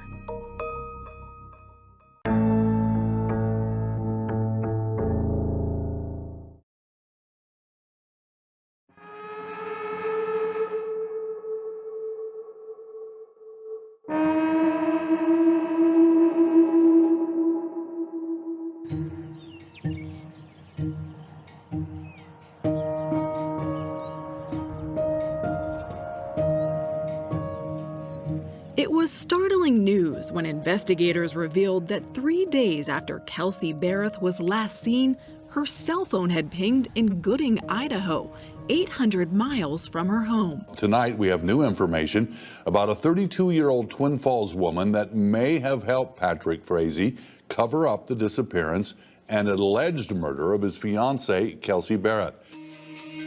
At the time of Kelsey's disappearance, phone records show that Patrick was in touch with this woman, Crystal Kenny Lee. Crystal was a nurse and avid horsewoman who grew up here. This is Crystal's world. KMVT news director and weekend cowboy, Cade Atwood. We work hard to be able to do this on the weekends. Crystal and her family are a big part of the rodeo community, a very prominent family. Talk horses, and you're speaking her love language, you know. Michelle Stein is Crystal's best friend. Horses are her life. She loves horses. Take a look at this! And in Idaho, where rodeo rules, Crystal was royalty. In 2008, she was crowned Queen of the Magic Valley Rodeo. She was so loved. Laura Stutzman has known Crystal since she was a teenager. Crystal was so kind with everybody that It was just so difficult to turn her down in any way. Crystal had a reputation of getting what she wanted?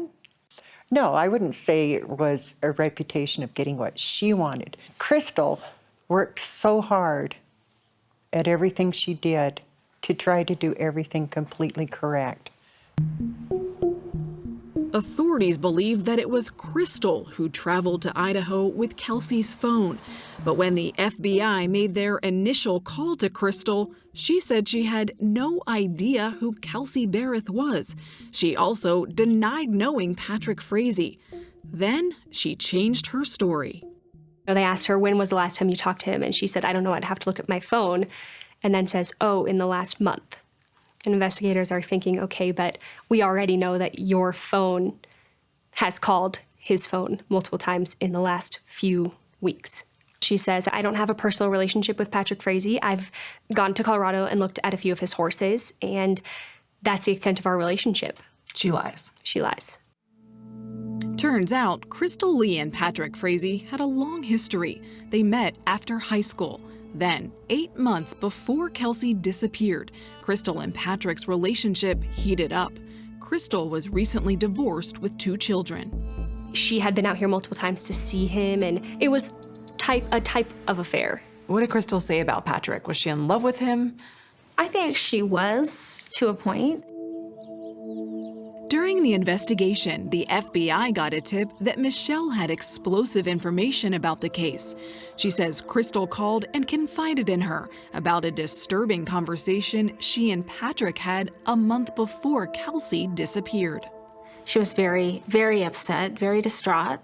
She had told me that he had asked her to take care of his baby mama. And you took that to mean, or she took that to mean? So I was like, well, I was in shock at first because who says that? Nobody says that. So I was like, wait, what? And she said, yeah, he asked me if I would kill the mother of his baby. I mean, what are you thinking at that point? I was just in shock and disbelief. What was Crystal's tone when she was telling you this? She was bawling. She was crying. She was extremely upset and scared. Michelle says she asked Crystal why Patrick wanted to kill Kelsey. He had told her it was because she wanted to take him back to court to get custody of the baby. And he was in fear that she was going to harm the baby. Investigators found no proof Kelsey had harmed her daughter, but did find evidence that Patrick had planned to challenge Kelsey for custody and believe that may have been his motive for murder. Michelle says she pushed Crystal to call the police. I kept telling her, I think you need to call and tell somebody. See, you gotta understand, I'm trusting her to do the right thing. But I think, Michelle, people watching will say, call the police. Say, you need to talk to my friend. Someone's asking her to kill someone. You're right. Okay, of course the viewers are gonna think that.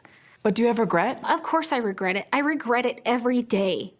Oh my God, I would do anything to have stopped that somehow. Kelsey had been gone about a month before Michelle talked to the FBI. And when the FBI went back at Crystal a second time, she too was ready to talk. I think at that point she kind of knows I have to come clean. But first, Crystal wanted a deal.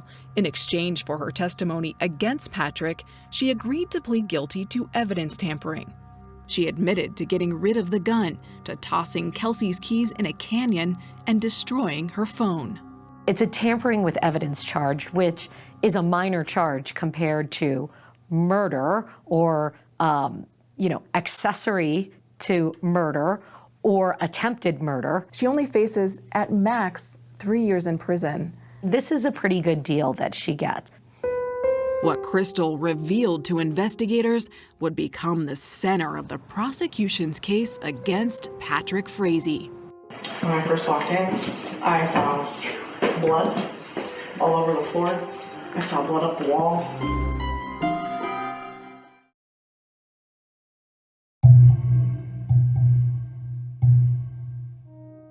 When Crystal Lee finally started talking, she didn't stop for 4.5 hours. Her story was stunning. She claimed Patrick tried to get her to kill Kelsey 3 different times. The first idea was to get a caramel macchiato from Starbucks, Kelsey's favorite drink, and put poison in it. 2 months before Kelsey went missing, Crystal says she drove 12 hours from Idaho to this Starbucks near Kelsey's home in Colorado. Hi, welcome to Starbucks. What can I get started for you today? Crystal, a nurse, told investigators she suggested the perfect potion, a lethal dose of Ambien and Valium. This is the drink. That is the drink Crystal Lee had ordered to put poison in to give to Kelsey Barrett.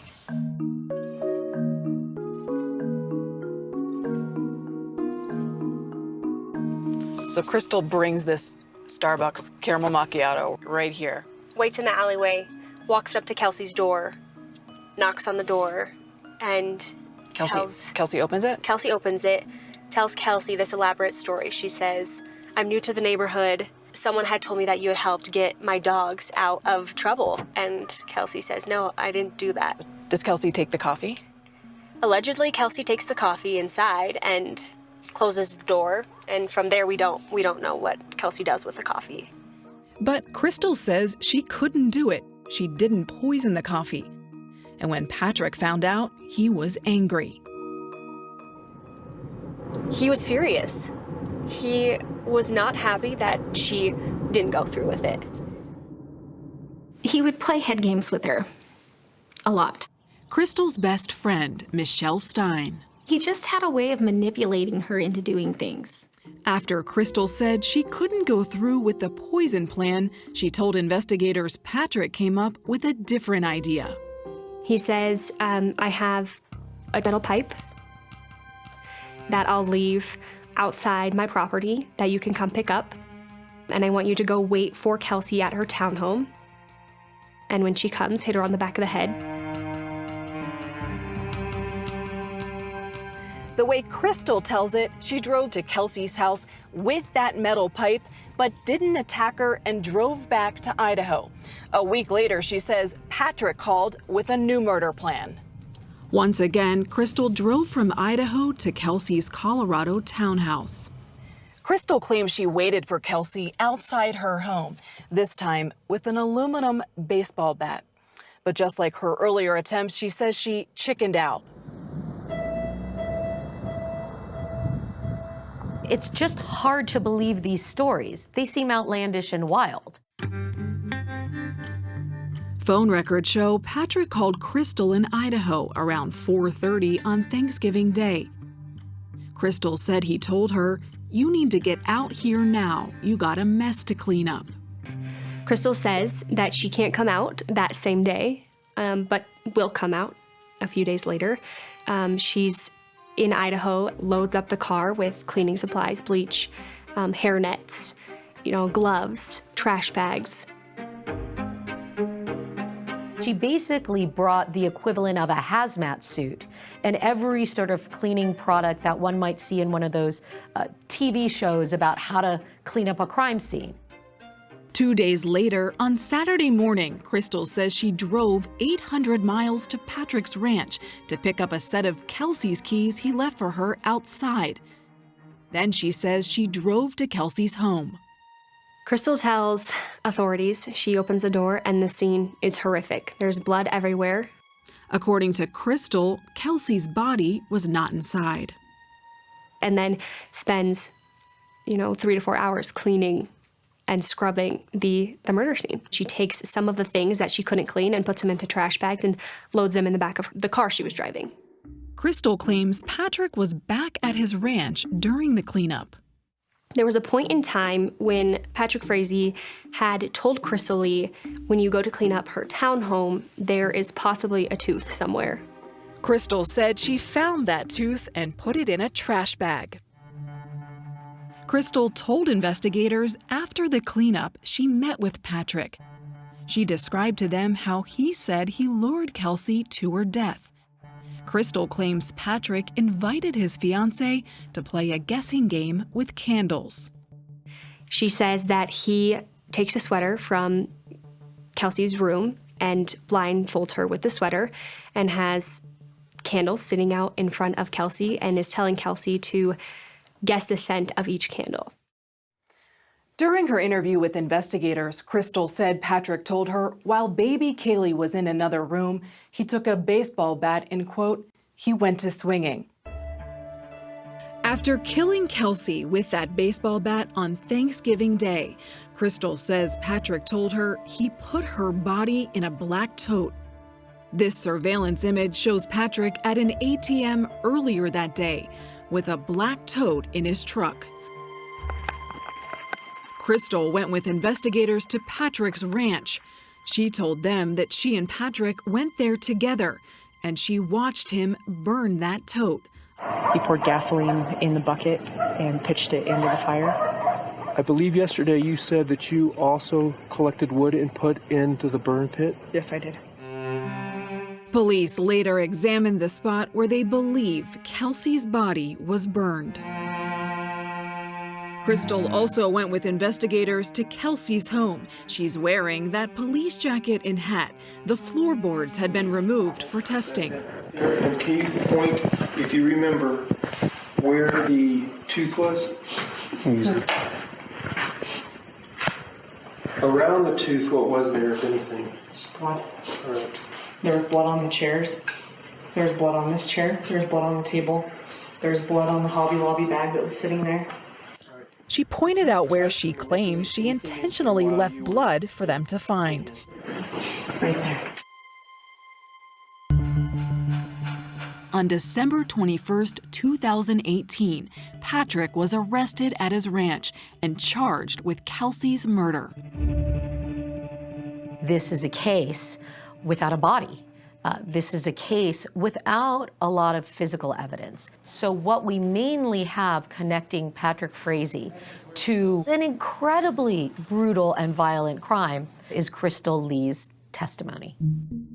Crystal, who had cut that deal with prosecutors, seemed shaken when she appeared in court after she turned herself in to authorities. The Crystal I knew could do no wrong, but the Crystal that has done the things that came out of her mouth is somebody I don't know. And that leaves Laura Stutzman with one question: why?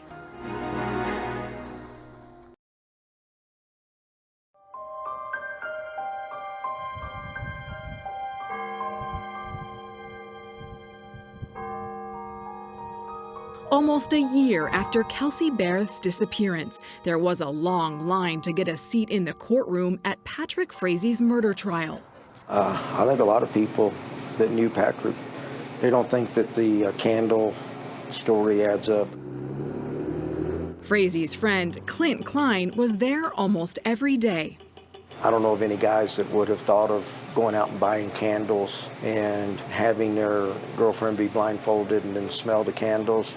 You think that had to be a woman's idea? I think so. Frazee was driven from the jail in a black SUV. He entered the courthouse through this white tent, out of sight from the media. Security was tight. No cameras in the courtroom. District Attorney Dan May. I got to tell you, it's one of the most emotional trials I've ever been through, and I've been through a lot of trials in my career. Prosecutor Beth Reed painted a picture of Patrick Frazee. Very charming, very manipulative, and controlling, all traits consistent with being a sociopath. Ashley Franco summed up the defense case. No body, no murder weapon, and no clear motive. They had said, Patrick wasn't involved. There's no evidence to show he was involved. And Crystal Lee had already lied to law enforcement, so she's the one to blame for this. On day 4, the prosecution's star witness, Crystal Lee, took the stand. Her credibility was on the line. I don't think we would have known what happened to Kelsey without Crystal Lee. I started picking up things that were blood splattered. For 2 days, prosecutor Jennifer Veman asked Lee to describe Frazee's plan to kill Kelsey Barrett. They bolstered their case with surveillance videos and photos. This one shows the black tote in the back of Frazee's truck that Lee says he would use to dispose of her body.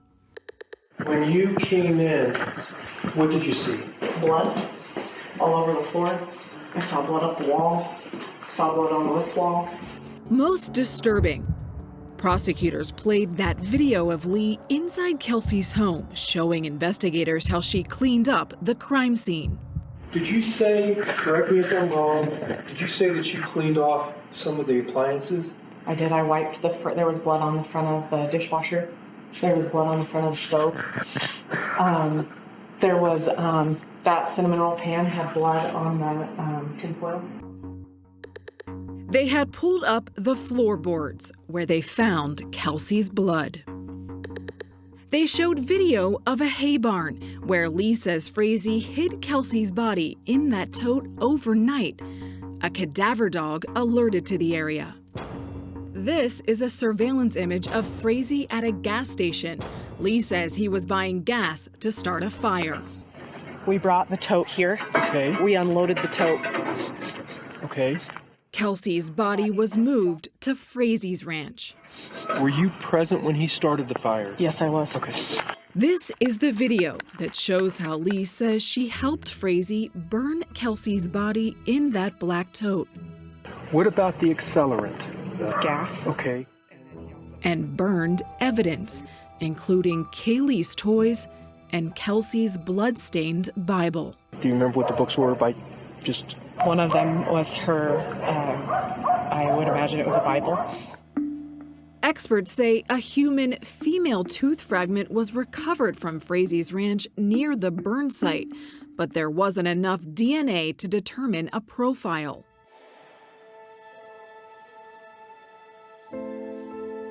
At the end of her testimony, she told the jury Kelsey's chilling last words, "Please stop." But he didn't.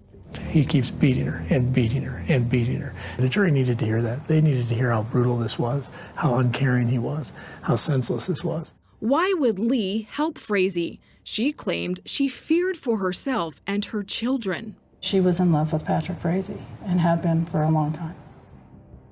As the trial went on and we saw that dark side of Patrick Frazee that Crystal saw, that Kelsey saw, I think you can understand some of that fear. I don't know that we'll ever understand entirely why she did what she did. It's fairly inexplicable. Perhaps the most shocking testimony came from a surprise prosecution witness. Your last witness, I think jaws dropped when he started testifying. Tell me about him. We didn't know about him. Prosecutor Beth Reed says the surprise witness was an inmate at the same jail where Patrick Frazee was being held. He actually had started calling our office while we were in the middle of trial. The former inmate had watched a 48 Hours episode on Kelsey Barrett's murder. Turns out, he says, Frazee gave him a hit list. Some of the names handwritten on paper towels he was instructed to flush. Describe to me what was in the 16 notes passed between Patrick and the former inmate. Well, they were requests that a certain number of witnesses needed to disappear. But it was very specific as to Crystal Lee, graphic descriptions of what needed to happen to Crystal Lee. He described putting a bullet in her head. Also on Frazee's hit list, Crystal Lee's best friend, Michelle Stein, and Kelsey's mother, Cheryl Barrett. What does that say about Patrick Frazee? It says that Patrick will do whatever he wants to get whatever he wants. The defense called no witnesses. Frazee chose not to testify.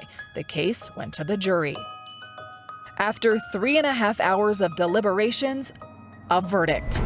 A verdict is in this 11 breaking news alert. The jury says they unanimously found Patrick Frazee guilty of first-degree murder. Frazee was found guilty of first-degree murder, sentenced to life in prison plus 156 years. Do you think if Patrick hadn't involved Crystal, he would have gotten away with Kelsey's murder? Yes, I do. I think it's very possible he would have gotten away with that. Involving Crystal was a stupid plan. The whole plan was stupid. But he wanted Crystal Lee to pin it on. As for Crystal Lee, she's facing a maximum of up to 3 years in prison. I think A lot of our viewers are probably thinking, Crystal Lee, given what she's admitted to, got a really good deal. She did. And it's not right, and I'm not going to try to justify it in any way. It's unfortunately a part of my profession that sometimes in order to solve a case, we have to give a deal to the devil. That's exactly what we did here. If you could sentence Crystal Lee, what would it be? A heck of a lot more time than 3 years. She could have saved Kelsey so many times over so many months, and it's totally inexcusable. Is this justice for Kelsey and Kaylee? Can there ever be justice? Justice in this case? Kelsey'd be sitting here talking to you, not us. Excuse me. So we can certainly seek a certain amount of justice, but not the justice that this case deserves.